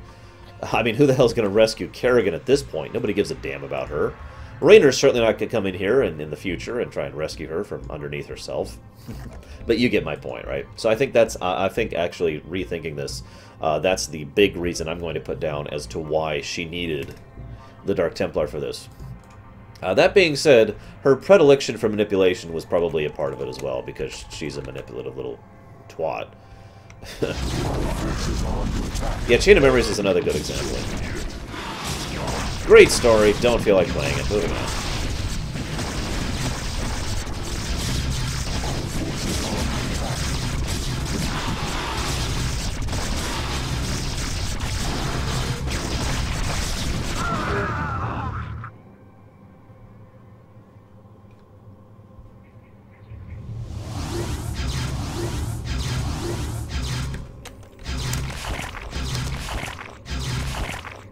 Sorry, I had to turn off cheats.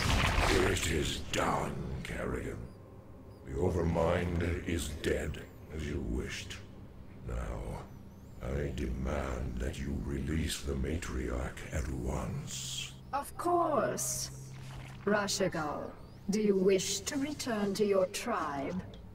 No, my queen. I wish only to serve you and remain at your side. What treachery is this, Kerrigan? This pathetic creature cannot possibly be Rashagal. I promised that I'd allow her to return to you, Zeratul, but it looks to me like she doesn't want to go. You have corrupted her. Somehow you have poisoned her thoughts. Restore her to her rightful self, or you will pay dearly for this offense, Kerrigan. All right, Zeratul, you've got me. I made your matriarch my slave long before I joined you on Shikuris. She made the mistake of underestimating my power, just like everyone else did. And now she's paid the price. With her as my puppet, I was able to eradicate the renegades on Shikuris and use you to kill the Overmind. And as you can see, your leader belongs to me now. Not bad, huh? We shall see, Kerrigan. We shall see.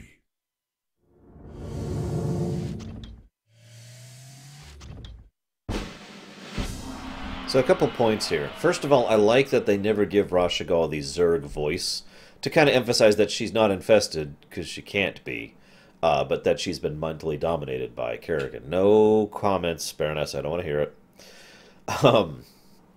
I also, it was asked by True PM, at least I think it was True PM, why is it that, has Zeratul picked up the idiot ball again? The more times I think about it, the more I think Zeratul, it does not actually have the idiot ball with regards to her specifically. He did have the idiot ball with regards to Aldaris, there's no denying that. But I don't think he actually had the idiot ball when it comes to Rashagal per se. Again, remember, the idiot ball specifically refers to bad writing. If you have the idiot ball, you're stupid for the sake of the plot and no other reason. I personally think, yeah, I know, right, Samurai? I personally think that Zeratul is blind. Completely blind here. But blind for... basically, it's that hubris thing coming on all over again. The idea that he is so unwilling to acknowledge the truth when it comes to Rashagal, and he is so unwilling to accept that something has happened to her, and blah, blah, blah, blah, blah. We talked about this before, that he is like, nope, I don't want to accept it or acknowledge that something may be up with Rashagal. In fact, this is still true, because what is the very next thing he does? He kidnaps her to try and rescue her from this. And yet, and in the end, he actually ends up killing her as a last act of desperation, refusing, even in the end, to accept that there is the possibility that Rashagal might be lost to him. Again, we Zeratul basically looked up to Rasigal as his mother, for all intents and purposes. The two have had a very close friendship and relationship for centuries.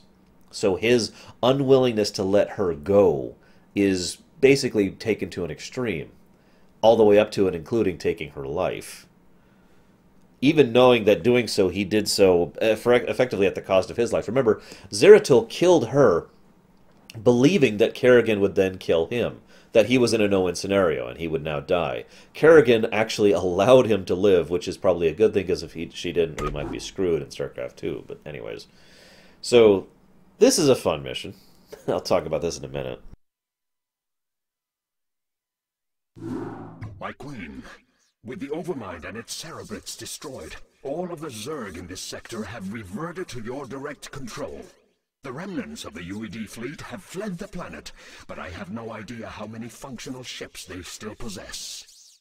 We have finished relocating your primary hive clusters to this orbital platform. However, we do have a problem. Somehow, Zeratul and his brethren were able to bypass our defenses and steal their matriarch away from us. Damn Zeratul. He is a formidable adversary. Where have they run to, Duran? Our scouts report that they have regrouped with a number of Protoss survivors on the surface of Char. The matriarch is being held within a stasis cell, leading me to suspect that the Protoss will attempt to take her home to Shakuras. They still believe that she can be saved from my influence. Zeratul will be very disappointed to learn that Rashigal is beyond redemption. How much time before their fleet is ready to debark for Shakuras? They will be capable of dimensional recall within 30 minutes, my queen. That may be all the time we need. Cerebrate, mobilize all of my broods and send them to the surface of Char. I want you to bring both the Matriarch and Zeratul to me alive. Terminate the remaining Protoss with extreme prejudice. This is another example of how the Queen of Blades herself is not actually a good tactician, and she tends to just let other people make the actual decisions for her. What is her tactical analysis of the situation? Send everything after them. That's her strategy. This is not the first time she's done this. In many other cases, both the Cerebrate and Duran have been the ones actually running the show, basically. So, bit of a story here. I'm going to go ahead and talk because I think we got plenty of time. Yeah, we got plenty of time.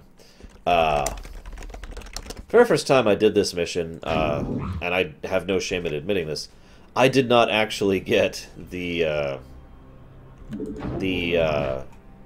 optional. I didn't do it in time. It's funny because the very next time I played this game, which was not that long after, I got it, but didn't know it existed, if that makes any sense. In other words, I wasn't aiming for it, I was just doing the mission normally, and it was like, secret mission unlocked, and I'm like, what? And then I saw the secret mission and was, of course, completely blown away by it.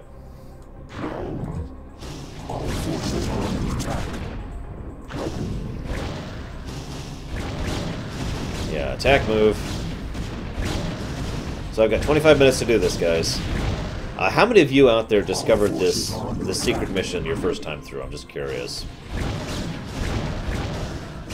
Funnily enough, it is actually very possible to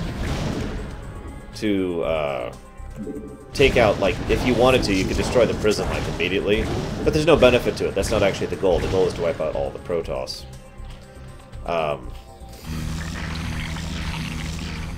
Our forces are under attack. I actually already answered that, TrioPM, or at least I gave 2 theories on that. Did you not hear my answer? Oh, absolutely, Nero's S. Are you kidding me? Yeah, I admittedly didn't have a walkthrough when I was playing through this. I suppose we'll actually build up a bit here. But this is another one of those fun missions, by the way, that I really enjoy playing through. We're pretty much in the last hall here, because we've got the optional mission, and then we've got the last mission. The last mission was really confusing for people who hadn't played the optional mission, and I include myself in that list, by the way. Kill my Zerglings! Need the money. New wall. And... think about that for a moment. Okay. Let's set up the primary hive cluster. Our forces are under attack.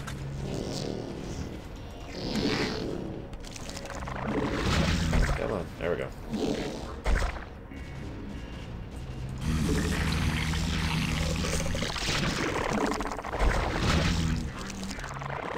No, it's a fire bat. No! Food for that removes the population cap, so I don't have to worry about making overlords. That's all it does. It's actually not all that useful in these circumstances, because I could just make a bajillion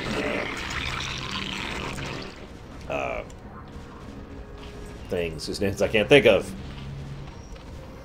Our forces are under attack. Oh! Well, see, the thing is, it's the same answer, Triopium.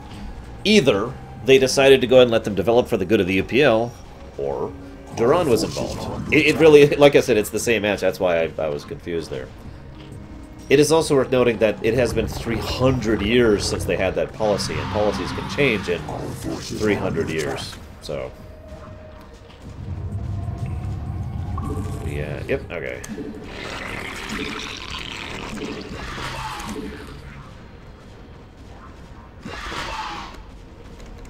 Wow, I can't believe that Jenga tower is still going. Anybody still watching third stream, that's just nuts. That thing's still going. Like that. Anyways.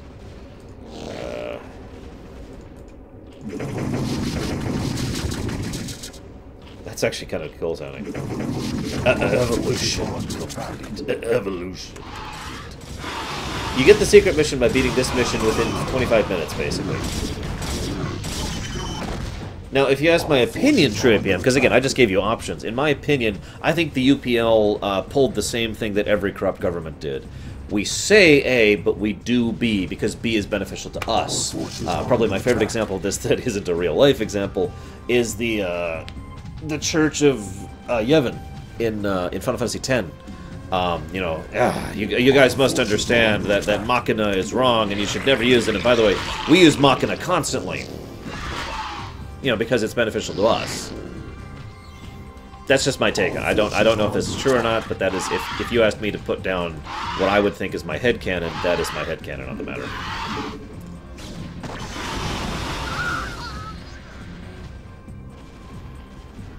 It is also worth noting that if my theory about... oh no, this is absolutely part of the storyline, Chemic. You'll see what I mean if you haven't seen this mission. This upcoming mission is arguably the single most important mission to the whole of the Starcraft story in the first two games, and I'm not kidding by that. This mission is why, for 12 years, I was tearing myself up, because this mission is the actual cliffhanger. The next mission isn't the real cliffhanger. The secret mission is the real cliffhanger, and it's just... wow. You'll see what I mean. Have you not seen this, Kevin? Because this is going to be great if you haven't seen this. This is going to be awesome. It's basically an extended cutscene, but oh.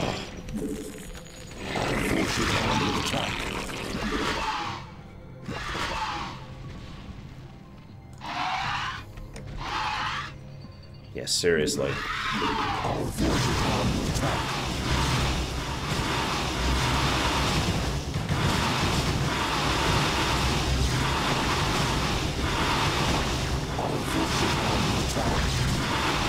Yeah, we know a decent amount of Stukov's abilities actually came from the manipulations and infestations that went on in and by the way, I like how the UED is at your back here, just harassing you this whole mission. Here, let me show you what that is.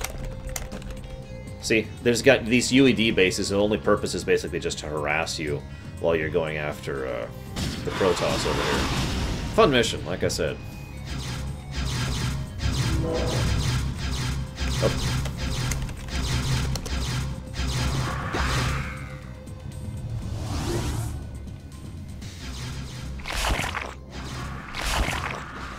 So, damn you, Kerrigan, for what I must do. So again, Zeratul surrounded by the Zerg, with Kerrigan herself present. Excuse me, the Queen of Blades herself present, and excuse me, and he's surrounded, pounded, and he knows that if he lets things go, she will just reclaim Rashagal and do God knows what with her. Stop it, Baronessa. What I mean by that is she will turn her into a puppet and probably try to control the Dark Templar through her. And even if she doesn't, this is a personal insult to Rashigal, the person who has basically become his mother. So he cannot allow this to happen. So with his final act, before Kerrigan murders him, he kills Rashigal. Thank you, Zeratul. You have freed me from her vile control at last. You have always served me with honor. Thus, I must ask you to watch over my tribe. Into your hands I give the future. I can hardly believe this. You've killed your own matriarch. Better that I killed her than let her live as your slave, Kerrigan. Well, I have misjudged you, warrior. You are worthy indeed. You are free to go. What? I said you are free to go. I've already taken your honor. I'll let you live because I know that from now on your every waking moment will be torture. You'll never be able to forgive yourself for what I forced you to do. And that, Zeratul, is a better revenge than I could have ever dreamed of. You will regret this decision, Kerrigan. We shall meet again. Bonus level activated. Yeah, first time I saw the bonus level activated thing, I was just like, what? What bonus level? Huh? So, if I'm not mistaken, the bonus level will be next.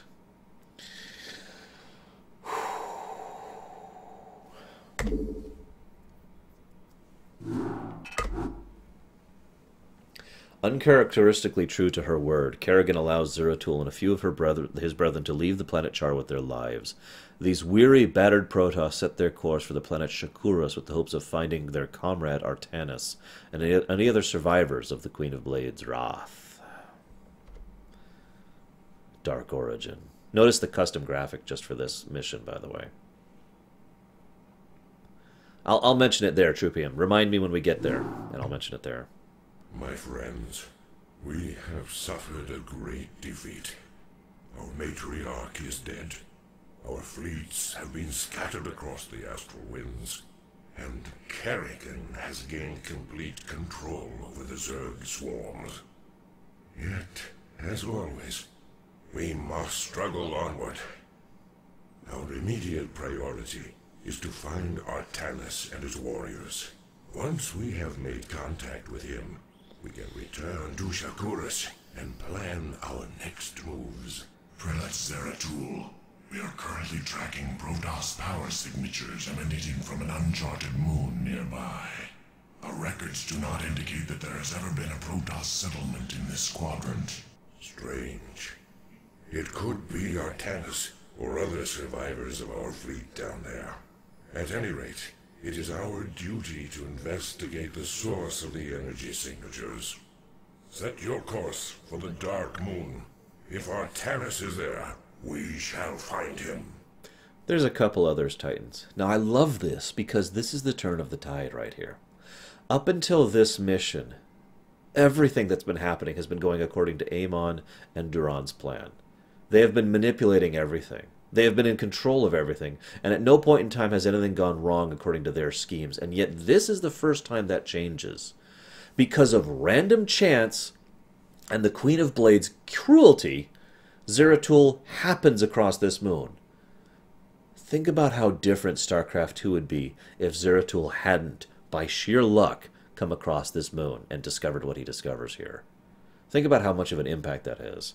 Now, one thing that's been... I'm gonna try and get some of my talking out now, because there's going to be a lot of dialogue in this mission. Yes, there is Shmanov, but that's about Stukov, and we'll talk about him more later.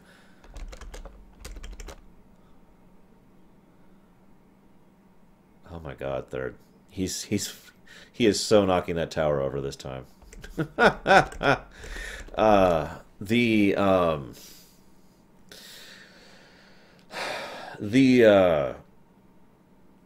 The other thing I love about this is some people ask, you know, and it's down. There goes the tower.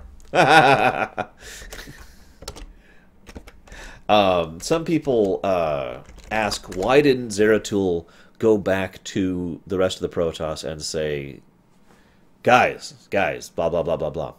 The answer is he actually did, and nobody frickin' believed him. It's actually kind of like this. Zeratul comes back and says, "Brethren, I have killed the matriarch." And they basically tossed him out. He had no ability to warn anyone. The only person that he had a chance to warn who listened to him worth a damn was Artanis, who didn't actually have the power necessary to actually do anything with that information at the time. So basically the warning was given, and they didn't give a damn. They just were like, nope, don't care. I find that to be very Protoss. Second thing that happens is Zeratul, after this, goes about and spends the next, like a couple of years seeking out other hybrids and basically failing to find them. Absolutely failing. And in the end, he is so overcome with grief and guilt and depression that he goes into hiding until a Mary Sue comes and breaks him out of it. Whatever. No, Titans, he was not. Artanis was just another line officer at this point in time. Artanis will not become the hierarch until much later. In fact, after Wings of Liberty, so several years in the future.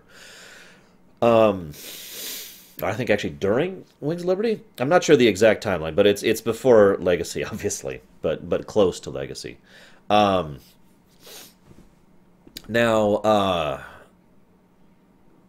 I want to mention something else here. Remember how I mentioned how everything's just getting worse and worse? This is almost a lampshade. Zeratul in this mission says, you know, "My friends, we have suffered a grave defeat." And he just starts going down the list mentioning how terrible everything has become. Remember how I mentioned Starcraft is a continual descent? This is as low as it gets, really. I mean, the next mission is still bad, but this is the low point. This is the everything's bad, and then you find out things are even worse than you thought. This mission really highlights just how bad can get, and really showcases just how little we understood about how horrible things really were. And people spent 12 freaking years theorizing about this mission. I don't have words to explain how much I was just tearing myself apart because I love the Starcraft story, waiting for the conclusion to this mission. It's one of the reasons why when I went through Wings of Liberty, I mean, I was enjoying myself, but it wasn't until Zeratul showed up and the hybrid plot came in that I was like, yes! Because it was finally continuing this plot thread that we're about to start right here. Zeratul, our sensors have detected a small Terran compound near the source of the energy signatures. Understood. I'll look into this matter myself.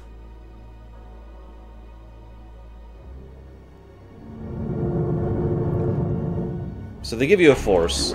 We're just going to do this. This is just an extended cutscene for all intents and purposes, so we're just going to do this. I do this for ire. Entaro Adun, it will be done. Entaro Adun, it will be done. These are not Dominion forces, nor are these UED forces, nor are these Confederacy forces, nor are these Kelmorian forces, nor are these Omosian forces. These are Terrans who have been procured, for lack of a better way to put it, by Duran. So be it. This is one of the reasons he needed the UED. A lot of the resources of the UED, and the Confederacy, and the Emotions, and the Terran Dominion was poured into this.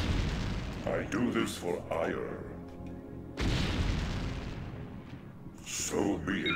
There is a Protoss in this cell. Danger. Test subject 23 suffering from psychic feedback. Pylon crystals at critical stage. Cell meltdown imminent. Damn.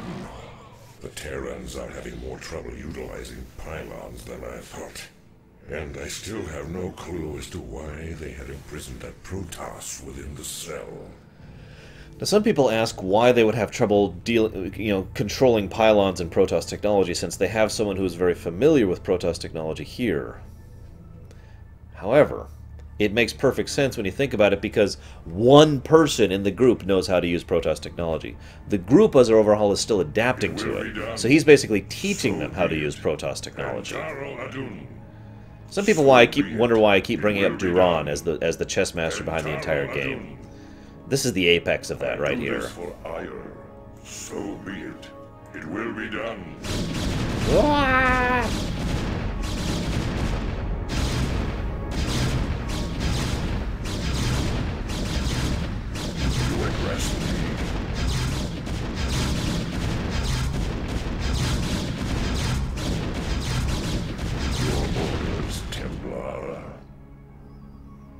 It will be done. But yes, red is most commonly associated with There are more stasis cells here. the Sons of Korhal. So be it. There's a Protoss within this cell as well. Maybe this computer terminal can give me the answers I seek. Test subject 25 in cryohibernation. Neuroscan compiling data. DNA code computed and archived. Psionic emanations minimal. The audacity of these Terrans confounds me. If they seek to know more about Protoss warriors, I will give them a first-hand lesson. There is a type of writing that this is. I don't know how to describe it, especially. Well, excuse me, I don't know how to name it because I don't know the name of it. But the style of writing is basically, let's say you're Bob here, and you're dealing with all these things, and as you're dealing with all these things, Lavos lands on the planet. And you perceive a meteor hitting, and then some of the other things that you're dealing with start interacting with the meteor, and like, oh, well, it must be something of their plot, or it must be something of theirs. Because Lavos is beyond your comprehension. He's outside of your box, basically. You've never thought about things outside of your box, because why would you? I've talked about this before in fiction. It's one of the reasons why, in so many forms of fiction, a zombie apocalypse is such a terrifying thing. Because in the setting where the zombie apocalypse happens, they didn't have zombie fiction like we did. They didn't have the that barrier. We in real life have a barrier of believability. If aliens invaded in real life, if zombies happened in real life, if it turned out that I mean the pyramids were grain silos in real life, we wouldn't actually be that surprised by it. I mean, there would be a oh my gosh, you know, there would be a surprise, but why would I find that annoying, Benoff? We wouldn't find that as surprising as other, as previous generations would, because we have fiction. The idea has already been introduced to us, if not the reality. Now, that is a difference. People would still freak out, but it wouldn't be a completely alien, we have no idea how to deal with this. I mention this because this is exactly what Zeratul is going through right now. He has dealt with the Protoss, he's dealt with the Terrans, he's dealt with the Zerg. He knows that the Terrans like to try and work with the Protoss, so he's assuming this is just a Terran encampment that is trying to work with Protoss technology, and he's partially correct, but obviously something he couldn't have ever conceived of is involved in this. Something that has never occurred to him is what is actually behind these events, and that's why this hits him so hard. It will be done. Look, I'm not saying it was aliens, Dog Andes, but it was aliens. So be it.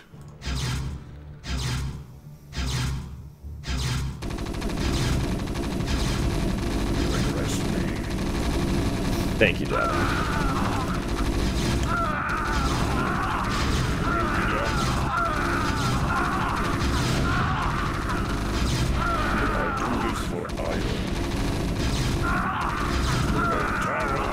Yes, Titans. So be it. That's absolutely correct. Orders, Templar. It will be done. I do this for ire. You gonna let me interact with this one, game? No? Okay. I do this for ire. Of course it is, Dog Andes. So be it. I feel like I missed one up here. Oh well. It will be done. Entaro Adun. Zeratul's a death machine, even in-game, by the way. So be it. Which I like, because it makes sense. And in lore, Zeratul is arguably, I'd say, the second most powerful single individual in the games. Oh god. So yeah, that was an infested marine that just broke out of that area there. So be it. So the fact that Zeratul has this ridiculous amount of firepower makes perfect sense to me. He hits for 100 in-game.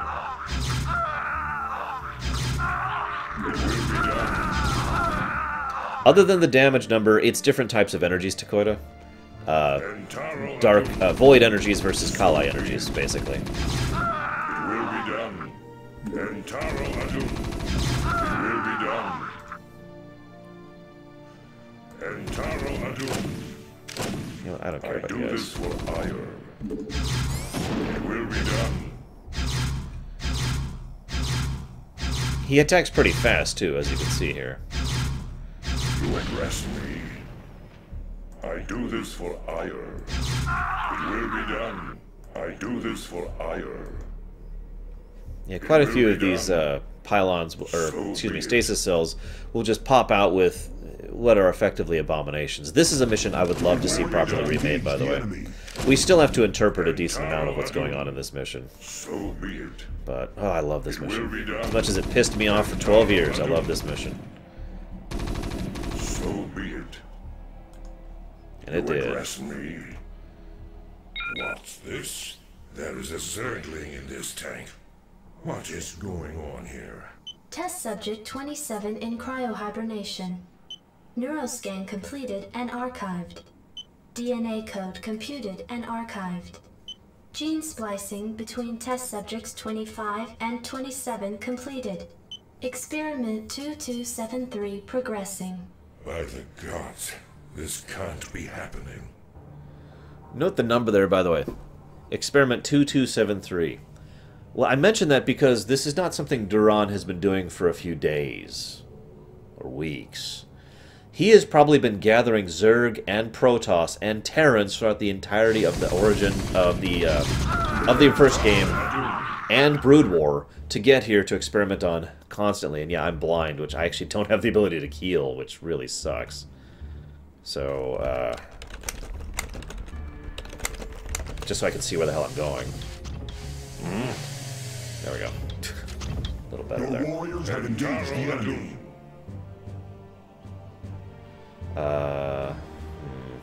What do you guys think? Should I have barbecue for lunch, guys? I do this. I'll let you vote. Okay, so there should be one more on the way down. Will be done. Up, here it is. Or is it? No, that's the one I was just at. No, no. I feel like there's one more before the big one. I could be wrong. It looks like I'm wrong. I do this. Your warriors have engaged the enemy. You address me.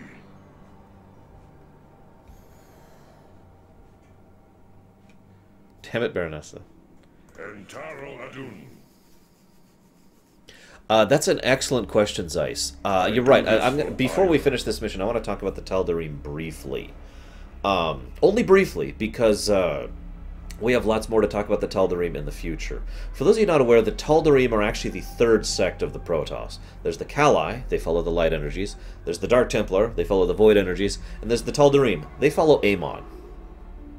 When the Xel'Naga left 3,000 years ago, they took the Tal'Darim with them. And by they, I mean Amon took the Tal'Darim with them. Now, we don't know the full details of how this worked out, but we do know that the Tal'Darim were worshipping Amon as a deity, and they had basically pledged themselves to him, and so they are actually different. They have evolved differently, they think differently, they also use different energies. They primarily use void energies, similar to, again, similar to Dark Templar, but it's slightly different because of the influence of Amon on them, and they do a couple other things that have basically advanced their technology in a slightly different path. So, third sect of Protoss for all intents and purposes. It is also worth noting there's actually two organizations within the Tal'Darim, but I don't want to get into that here. But as Zeiss asks, did the Tal'Darim set up these things? In my opinion, absolutely. The Tal'Darim had been actively working with Duran for some time, obviously since Duran was the one who was the mouthpiece of Amon.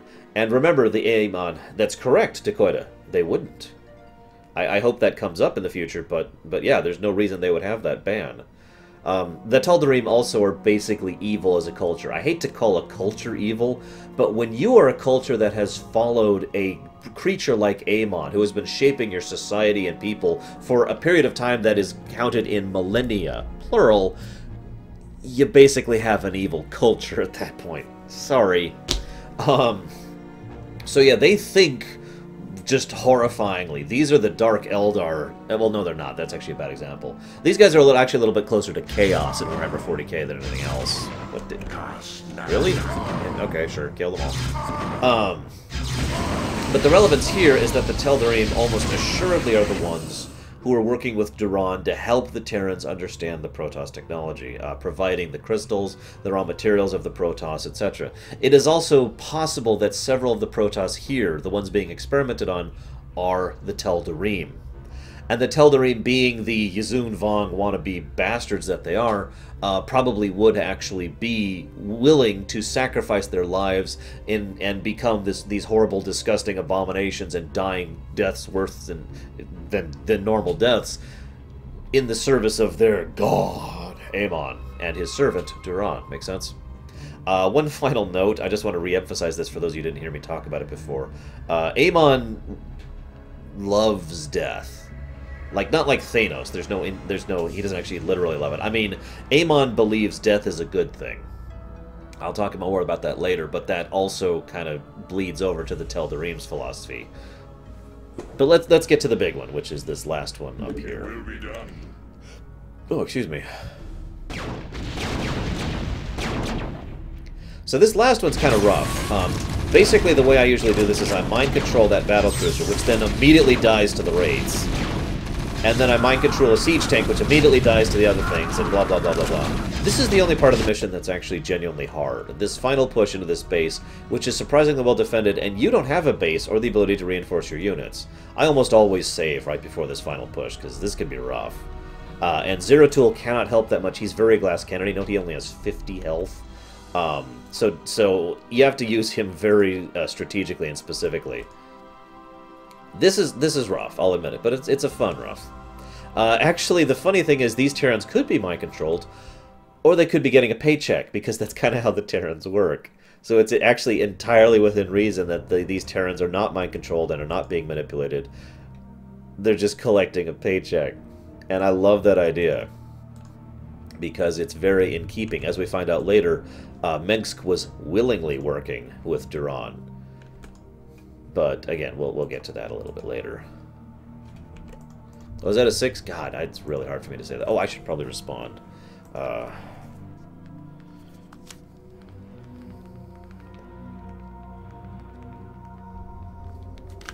There. Okay, so they've all stopped attacking me.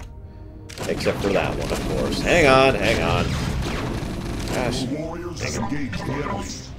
Get down here and kill those.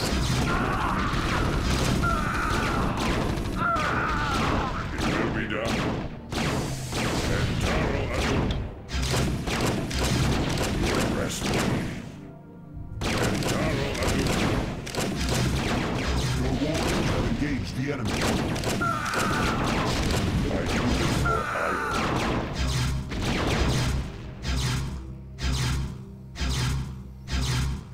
Yeah, actually, Samurai. Very similar.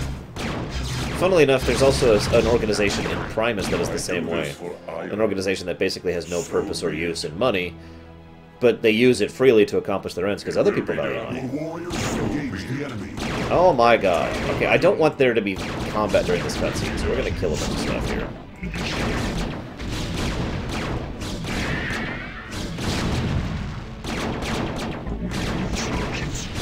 Really?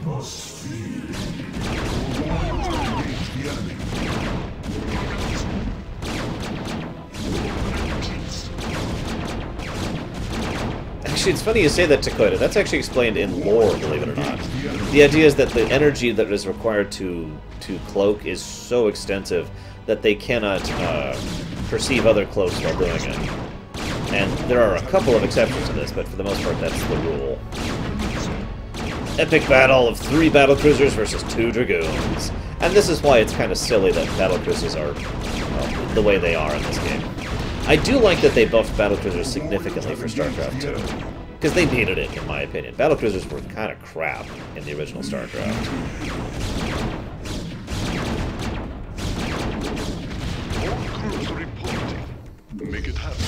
The only real use of an old battlecruiser in the original StarCraft is either if you mash the crap out of them, which I do, or Good day, Commander. Take it slow. the Yamato cannon. Okay, I think we're good now to progress. God, I hate how Ray's just auto-cloak. Your warriors have engaged the enemy. Do I have any way of dealing with that? I should have mind control the science vessel. Damn it.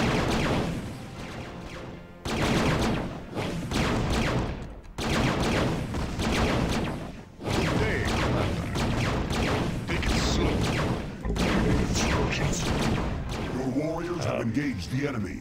So anyways, Orders, Templar. we're just gonna have to live with those battle sounds because I screwed up. Entaro Adun. I do Final this cutscene. for ire. I've never seen a creature like this before. Test subject 29 classified. Protoss Zerg hybrid, imperfect cryohibernation. Psionic emanations minimal. No. Magnificent, isn't it? Notice his new voice, by the way. Who are you? I've had many names throughout the millennia, young prodigal. You would know me best as Samir Duran. Kerrigan's consort. Is this part of her twisted schemes? No. Young Kerrigan could not have engineered this grand experiment. Although her rebirth into this Zerg swarm has sped up my progress, I can assure you that this endeavor is quite beyond her narrow understanding. If you are not her pawn, then what are you? I am a servant of a far greater power. A power that has slept for countless ages, and is reflected in the creature within that cell. Have you any conception of what you've created here? Do you have any idea what this hybrid is capable of? Of course I do. This creature is the completion of a cycle. Its role in the cosmic order was preordained when the stars were young. Behold the culmination of your history. All I behold is an abomination. Your violence, young prodigal, is typical, as is your inability to comprehend the greater scheme of things. You can destroy all of the specimens here. It will do you no good. For I have seeded the hybrid on many, many worlds. You will never find them all before they awaken. And when they do, your universe will be changed. Forever.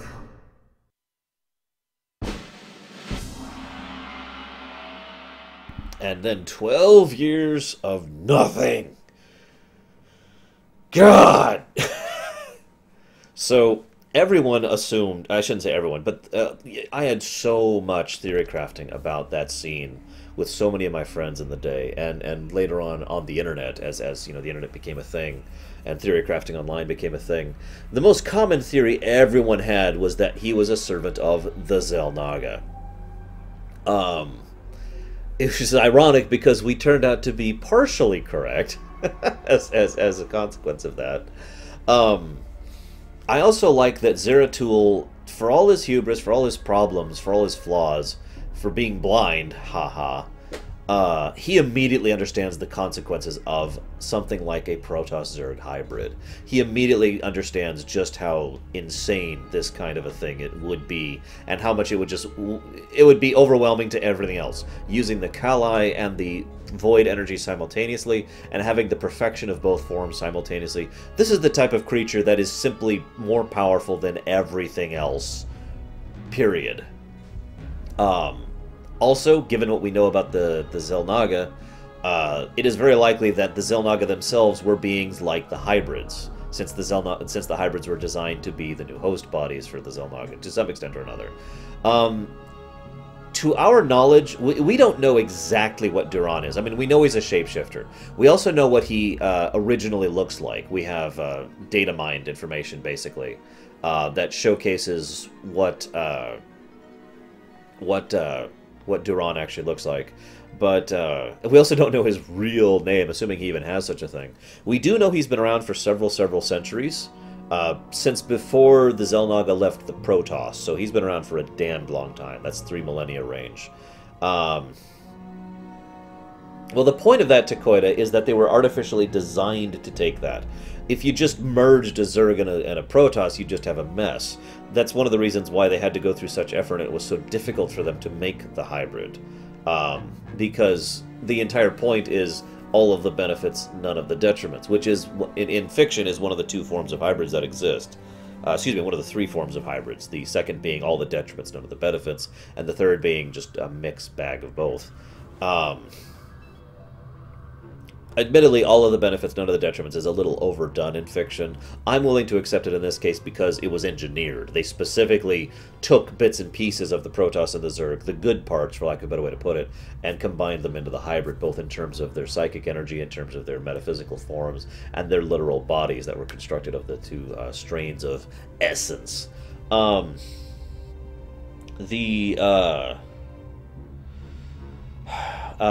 Duran. So we know he's a shapeshifter. We also know he is very powerful with the Void. I'd say about on par with Kerrigan, which is damn strong. We also know he was crafted. We don't know if he was crafted genetically, like Abathur was. We don't know if he was crafted like a golem would be. But we do know he was built by Amon to serve him. It's one of the reasons why Duran is so 100% loyal to Amon, and why he basically has the exact same philosophy as Amon. He is, for all intents and purposes, a toady that Amon built, hence that. The price to Koida? You're kidding me, right? I mean, think about the amount of effort and resources and time and energy that is expended on simply making a hybrid possible. And it will take 4 more years for a hybrid to actually be a functional creature. 4 years of research and being backed by the Dominion, and backed by Duran, and backed by the Teldarim, and backed by whatever Zerg they were able to take from Kerrigan's broods. Excuse me, the Queen of Blades broods. That's the price. The price is they did it properly. They really built up to it. The engineering, the work, the power. That's the price. That's one of the reasons why it's so terrifying in StarCraft 2 to me, is because by the time we find out about the hybrid in StarCraft 2, they're done with the project. They've completed the project, and now we have to deal with the consequences of them having succeeded. Remember, we only see 2 hybrids in StarCraft 2, in Wings of Liberty specifically, because there's the only 2 really walking around. Now, in the future of StarCraft 2, we see quite a few more than 2, but, yeah. Actually, from everything we understand, Takoida, no, the hybrids do not have individual wills at all. They are I would say they're a little better than droids, but even droids can grow to become people after a time. These are mindless automatons for all intents and purposes. They barely have the ability to function as an individual. They are just there as a servant of whoever's controlling them. And if they are not controlled, all they do is rage and destroy everything around them. Which, if you're paying attention, is fairly similar and indicative of the Zerg as well. So that's the awesome mission. Now we gotta do the actual final mission of Brood War here. This is actually probably, not counting the mission we just did, obviously, but of the actual Zerg missions, the upcoming mission is probably, I'd say, my favorite Zerg mission. It is damned hard. I have had to restart this mission many, many, many times. The same way you or I would use our arms, Takoida. The same way a dog knows how to walk, basically. So I guess instinct is a good answer to that. It's just built into them. So yeah, this is a damned hard mission. Left with the unsettling knowledge of the hybrid, Zeratul returned to his ship and left the Dark Moon behind. Unable to explain his numbing discovery to his companions, he would only sit in fear for the future of the universe. Now for the mission, Omega. I like that picture, by the way, the infested platforms in orbit of Charm. Cerebrate, our scouts have just identified 3 separate fleets approaching this platform, with Duran having disappeared, and the bulk of my broods still on the surface of Char. You'll need to hold off the invaders by yourself. You sound worried, Kerrigan. Have I caught you at a bad time? Not at all, Arcturus. How'd you manage to scrape up your new fleet? Been raiding the salvage dumps again? I called in a few favors, made a few concessions. You'd be surprised to see how many special interest groups in this sector want to see you dead. I'm sorry to have to disappoint your new friends, Arcturus, but you really shouldn't have attempted this stunt. It'll take more than your 3 little fleets to bring me down. 3 fleets? Don't play dumb, Arcturus. I've already spotted the other 2 fleets. Kerrigan, this is Artanis. My brethren and I have come to avenge the deaths of Phoenix, the Matriarch, and all of the other Protoss who fell before the Swarm. It is long past time you paid for your crimes against our people. When it rains, it pours. The Protoss, too. Care to take a guess as to who the third fleet is? No need to guess. It's Dugall and the remainder of the UED fleet. That is correct, Kerrigan. This is Admiral Dugall. I am giving you one last chance to surrender your forces and submit to the sovereign authority of the United Earth Directorate. Gee, that's a tough one, Admiral. You'll have to let me think for a minute. You know, Admiral, I think I'll just massacre your remaining troops now and watch you die in agony. How would that be?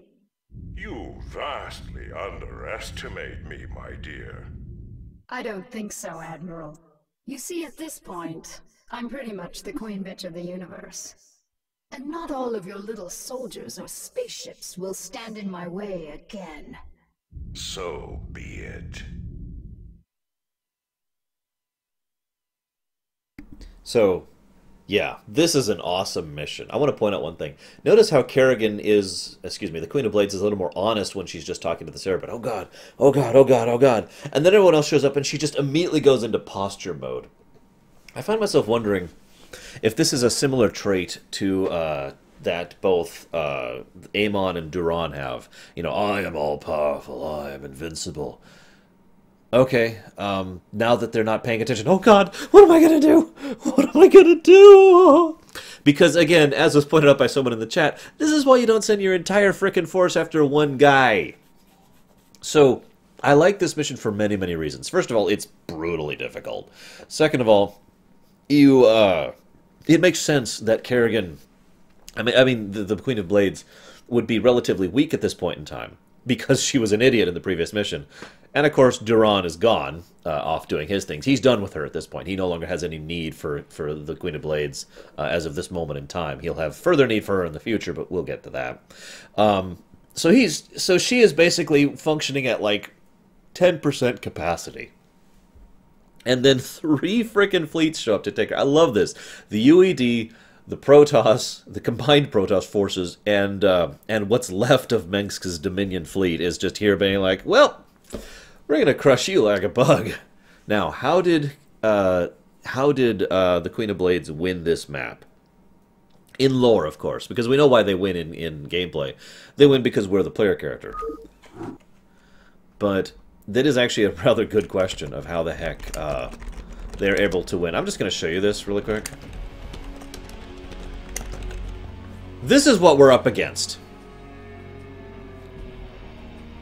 Seriously, you have this one tiny square at the very center of the map, and then there's this massive UED fleet up here, this massive Terran Dominion fleet over here, and this massive Protoss fleet over here. There is nowhere to expand into that is not already claimed.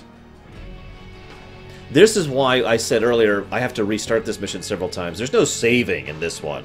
There's no making a save point. If you mess up, you're probably never going to be able to kind of recover.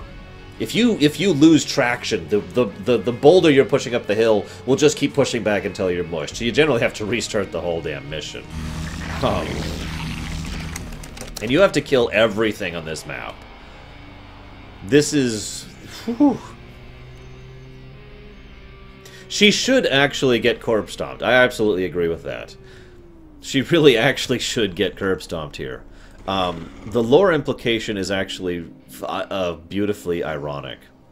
How far did you get, Brigwin, if you don't mind my asking? Let's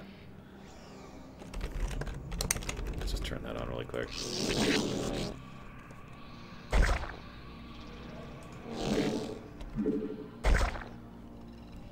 5, 6, 7.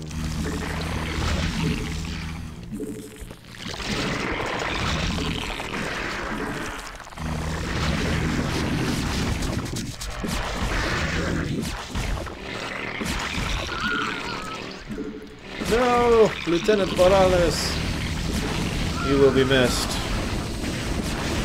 and there will be cake. Oh yeah, by the way, you notice how long it took them to attack me? And by long, I mean how short. The AI is set to as aggressive as it gets in this mission. They just fling themselves at you. Over and over and over. Anyways, lore thing. The Hey Omni, the lore implication is hilarious in my opinion, because the reason they win is, you ready for this? Drum roll. Actually, let's do this. Notice they're also attacking me separately, by the way. Like, as in, basically all three forces will hit you more or less independent of each other, but they'll also coordinate with each other to hit you at the same time to make this as bad as possible. You notice all three of them basically hit me at the same time there. That's kind of, yeah. Yeah, this is a fun mission. Let's get rid of this noise.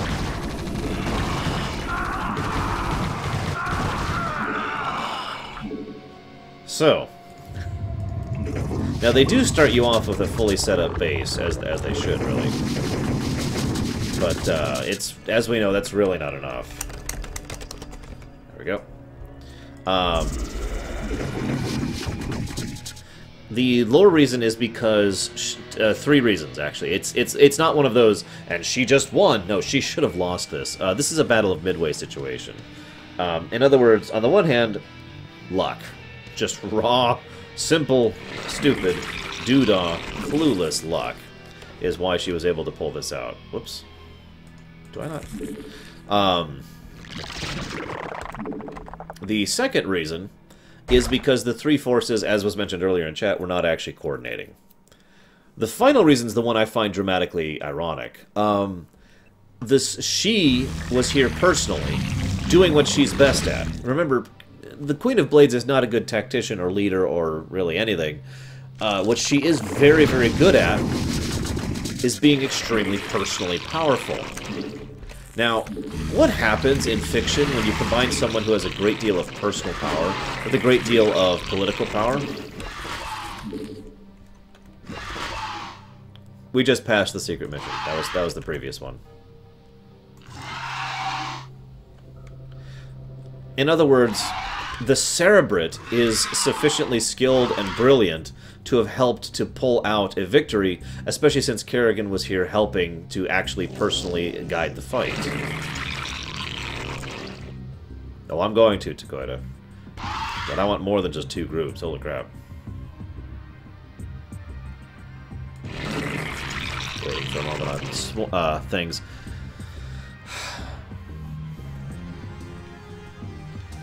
Yeah, by the way, this is the kind of force they'll be sending after me in a minute here.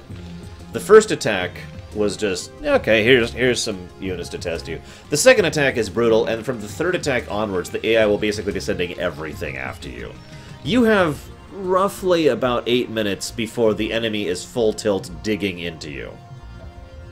So, yeah.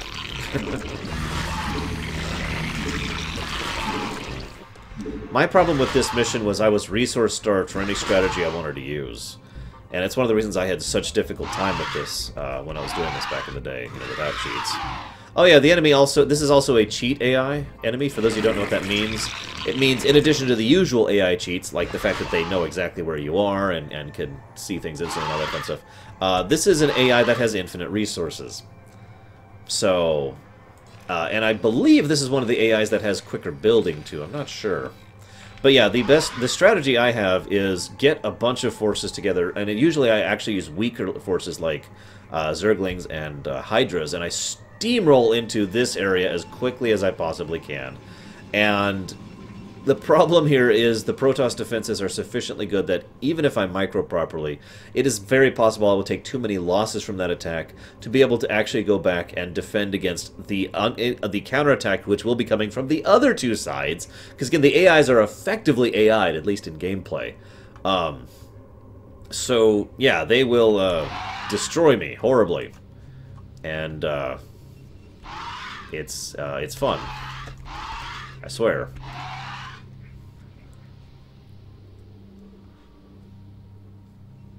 So, like I said, this is the last mission of Brood War.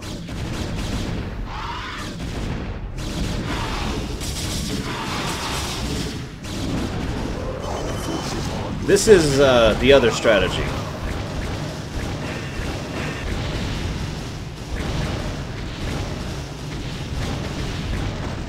Wow, I mean, I'm glad you liked it.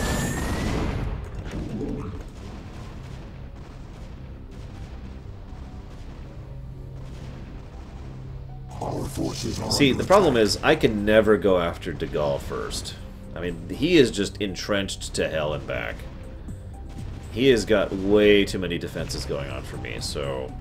Yeah, my options were Protoss or Red.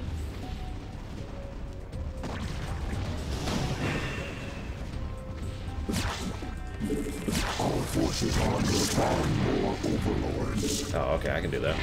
You want Overlords? I'll give you more Overlords than you can eat. Please don't eat Overlords. Overlords are people too. More Overlords. More Overlords. Our forces are under attack. You're welcome, Omni. I'm glad you liked it.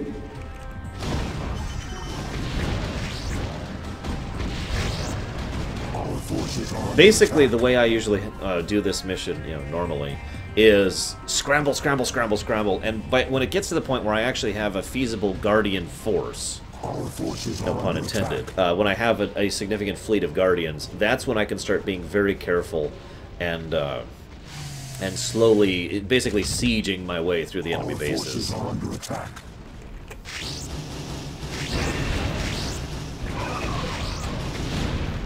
But getting to that point where I can actually field Guardians in large numbers is very difficult to do while literally constantly under the gun and resource-starved. Because they're expensive. Our forces are under attack.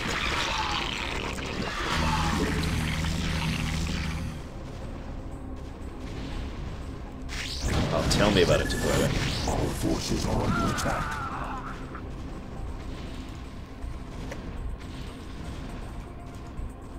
So, just as a heads up, with regards to StarCraft 2, you of course know that there's a donation incentive up there for which difficulty we'll be playing StarCraft 2 on. Currently, hard is winning by a huge amount. Our forces are under attack. We will... that's an ongoing thing.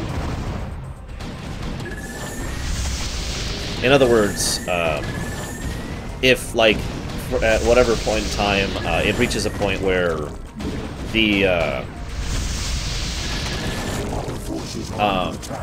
like, say, normal difficulty actually overtakes hard difficulty, then the next mission we will switch it over to normal difficulty, rather than continuing on hard difficulty. Our forces are under attack. Brigwin, really? I mean, it's you, so, you know, you have no problems in making that happen, but, yes, I do, Aded, which is one of the reasons I need to get on with this, so... Let's get more Metalisks going. We're going to make this work, damn it. Whoa, I ran out of money. There's no cheats in StarCraft 2. That I'm aware of. God, Devourers are terrible. I don't know why I did that.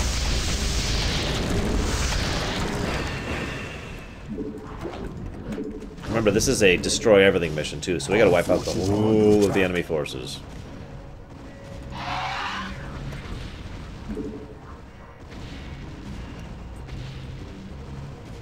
Our forces are under attack. I knew what it did. You secretly don't love me.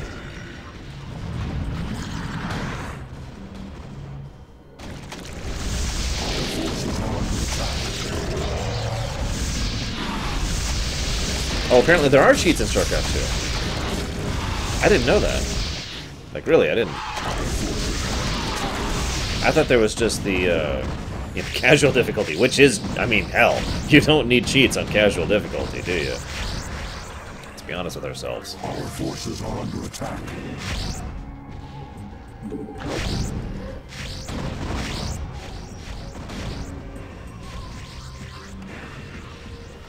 Our forces are under attack.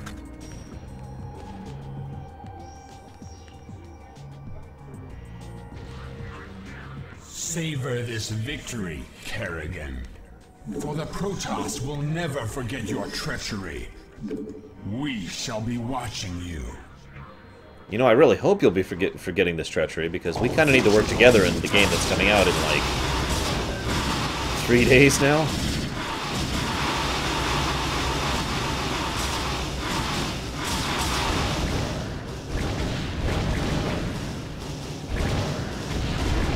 Am I the only one who feels bad doing this mission? I mean, as I said before, we are definitively playing the bad guys at this point in time.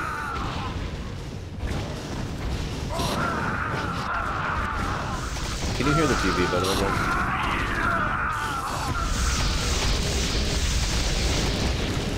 Because people are going to be watching TV in the other room today, and I cannot just pause the stream. I am so far behind.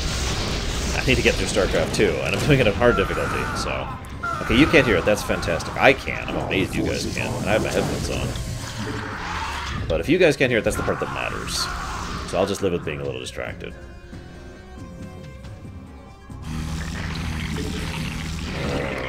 More! More! I'm telling you, if only we had proper control groups in this game.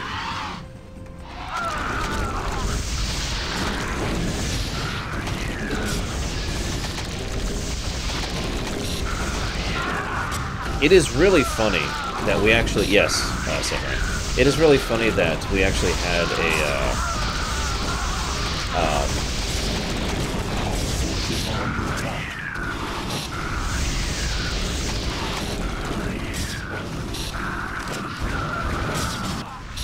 sorry, I just got a thank you from my donation to the Extra Life thing. Anyways, and I've lost my train of thought. And who cares?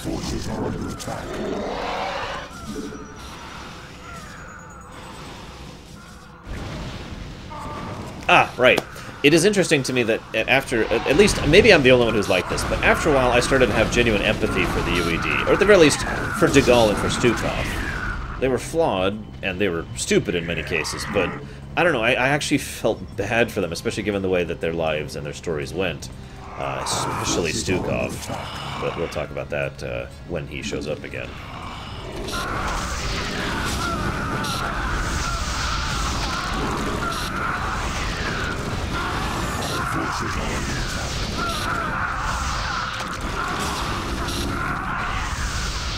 Oh my god, it takes forever to kill things. Why does it take so long?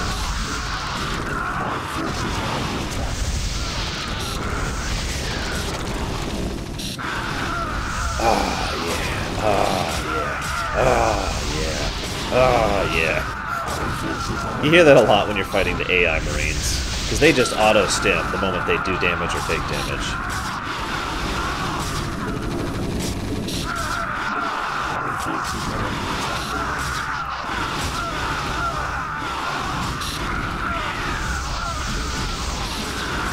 Congratulations, Kerrigan.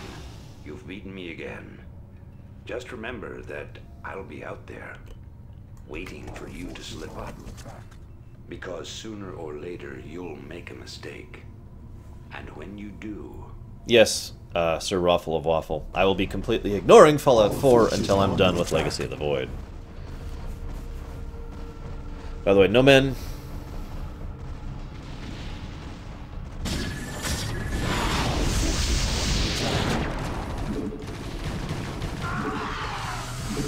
You want to know one of the other reasons why I like De Gaulle? Well, you'll hear it in a bit. As soon as we have successfully won here. Hey, I must be.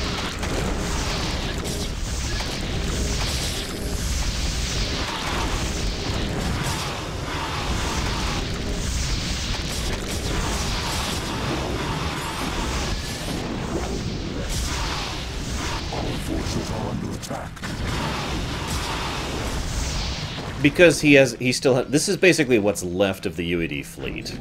Anything after this point, and there are a few survivors after this point, are stragglers at best. Basically nothing left for all intents and purposes. Please do not share it on spectators. That sucks! And I'm sorry, but we're trying very hard to avoid spoilers here on this stream.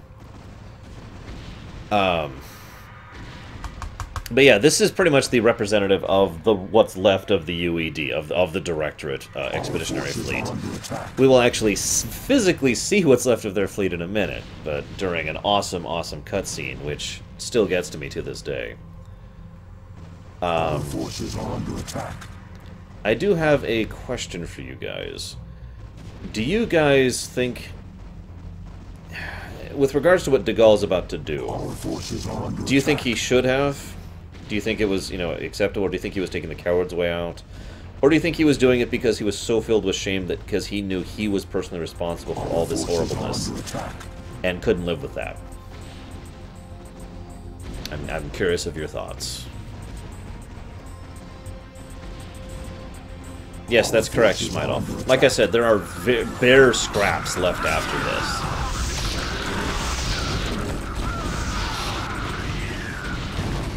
In actual fact, the UED is blamed for several of the events of the Spectre War, although obviously it was not the UED.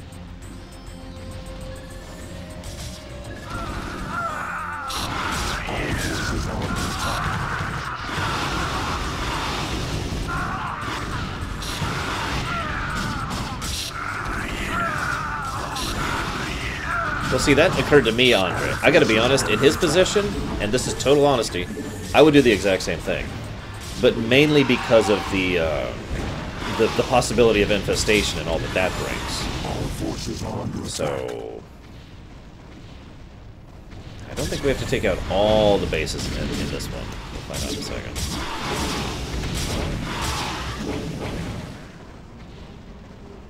Come on. Our forces are under attack. Here it is. I am prepared to offer terms of surrender. It is my wish that you allow my men to live. You're not in a position to offer me anything, Admiral. And I don't take prisoners. I'll tell you what. Turn your remaining ships around and start heading back towards the Earth. I'll even let you have a head start before I send the swarms after you. It'll be interesting sport to see how far you get before you die.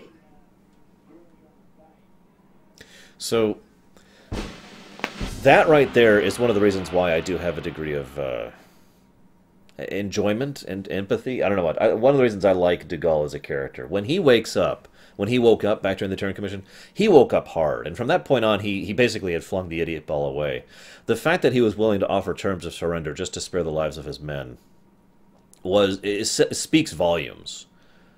The funny thing is, it's also in total contrast with UED policy. If you don't remember, UED policy was to execute the leading officers and military officials of the conquered power. You remember that? And remember how we talked about how horrible that would be? And I gave real-life explanations so you would understand how that was just a depraved act. That's the kind of thing that would really piss off the international community. You just don't do that. You don't conquer and then murder after you've already conquered. You know, that's ethically horrible. So the fact that he has changed from that mindset to the mindset of we are willing to, please spare the lives of my men, please, I will offer terms of surrender. I think that is indicative of the fact that he was moving forward in his role, since we do see that throughout the remainder of the games as well. As much as he was still a party man, he was at least a party man who was willing to use his brain. Now it's funny. He sent his fleet back. One question that's been brought up: did De Gaulle know the swarm would overtake him? Personally, I don't think he did. I actually genuinely think he was going to commit suicide regardless of the swarm's presence.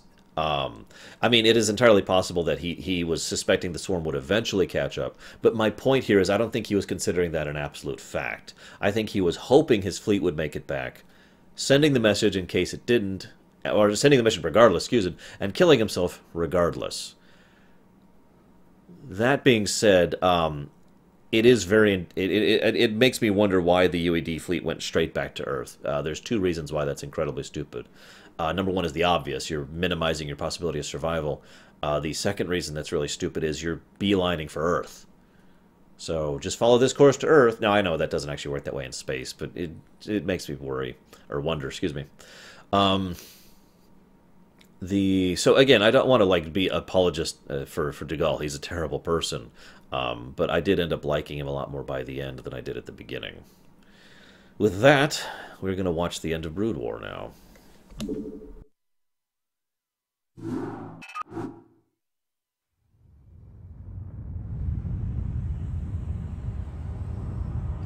Once again, I stand atop the broken bodies of my enemies.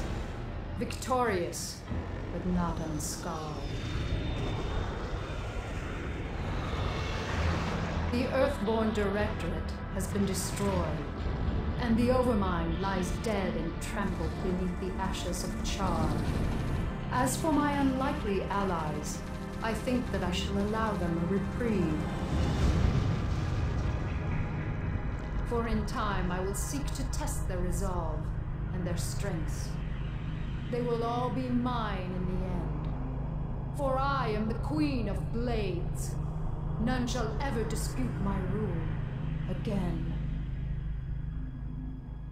And note the bookend of the last cinematic ending where the first cinematic began.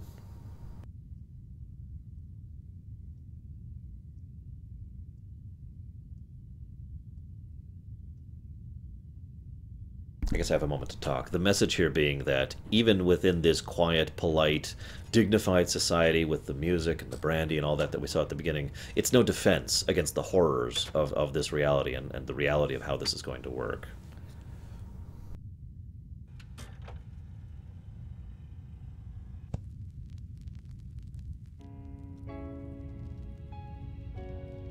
Dearest Helena, by now the news of our defeat has reached the Earth. The creatures we were sent here to tame are untamable, and the colonies we were sent to reclaim have proven to be stronger than we anticipated. Whatever you may hear about what has happened out here, know this: Alexei did not die gloriously in battle. I killed him. My pride killed him. And now my pride has consumed me as well. You will never see me again, Helena. Tell our children that I love them, and that their father died in defense of their future. Over.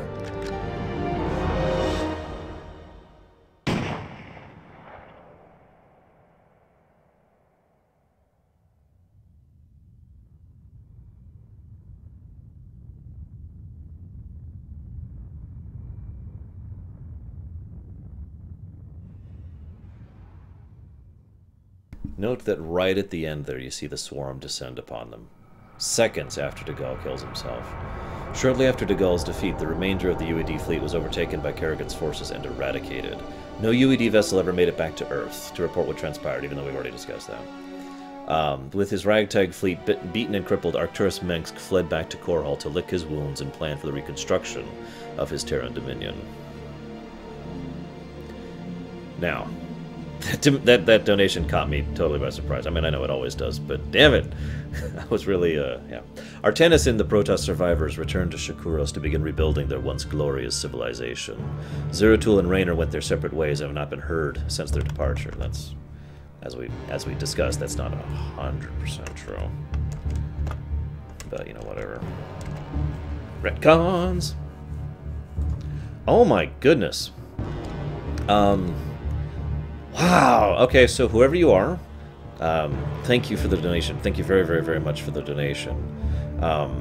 Oh, and alone, floating on a dark platform above the burnt-out planet of Char, Sarah Kerrigan, the Queen of Blades, sat and lorded over the ravenous swarms. Unable to shake the feeling that a great threat loomed just over the horizon, she could only stare off into the vastness of space where she beheld a great void, or perhaps a reflection of a hollow victory in the trials yet to come. Great void! Excuse me.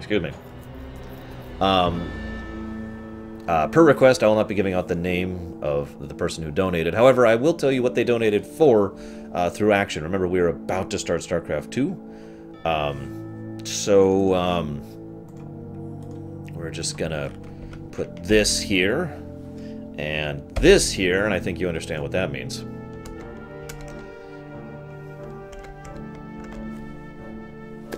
Thank you again for your donation. I appreciate it. Brood War, ladies and gentlemen.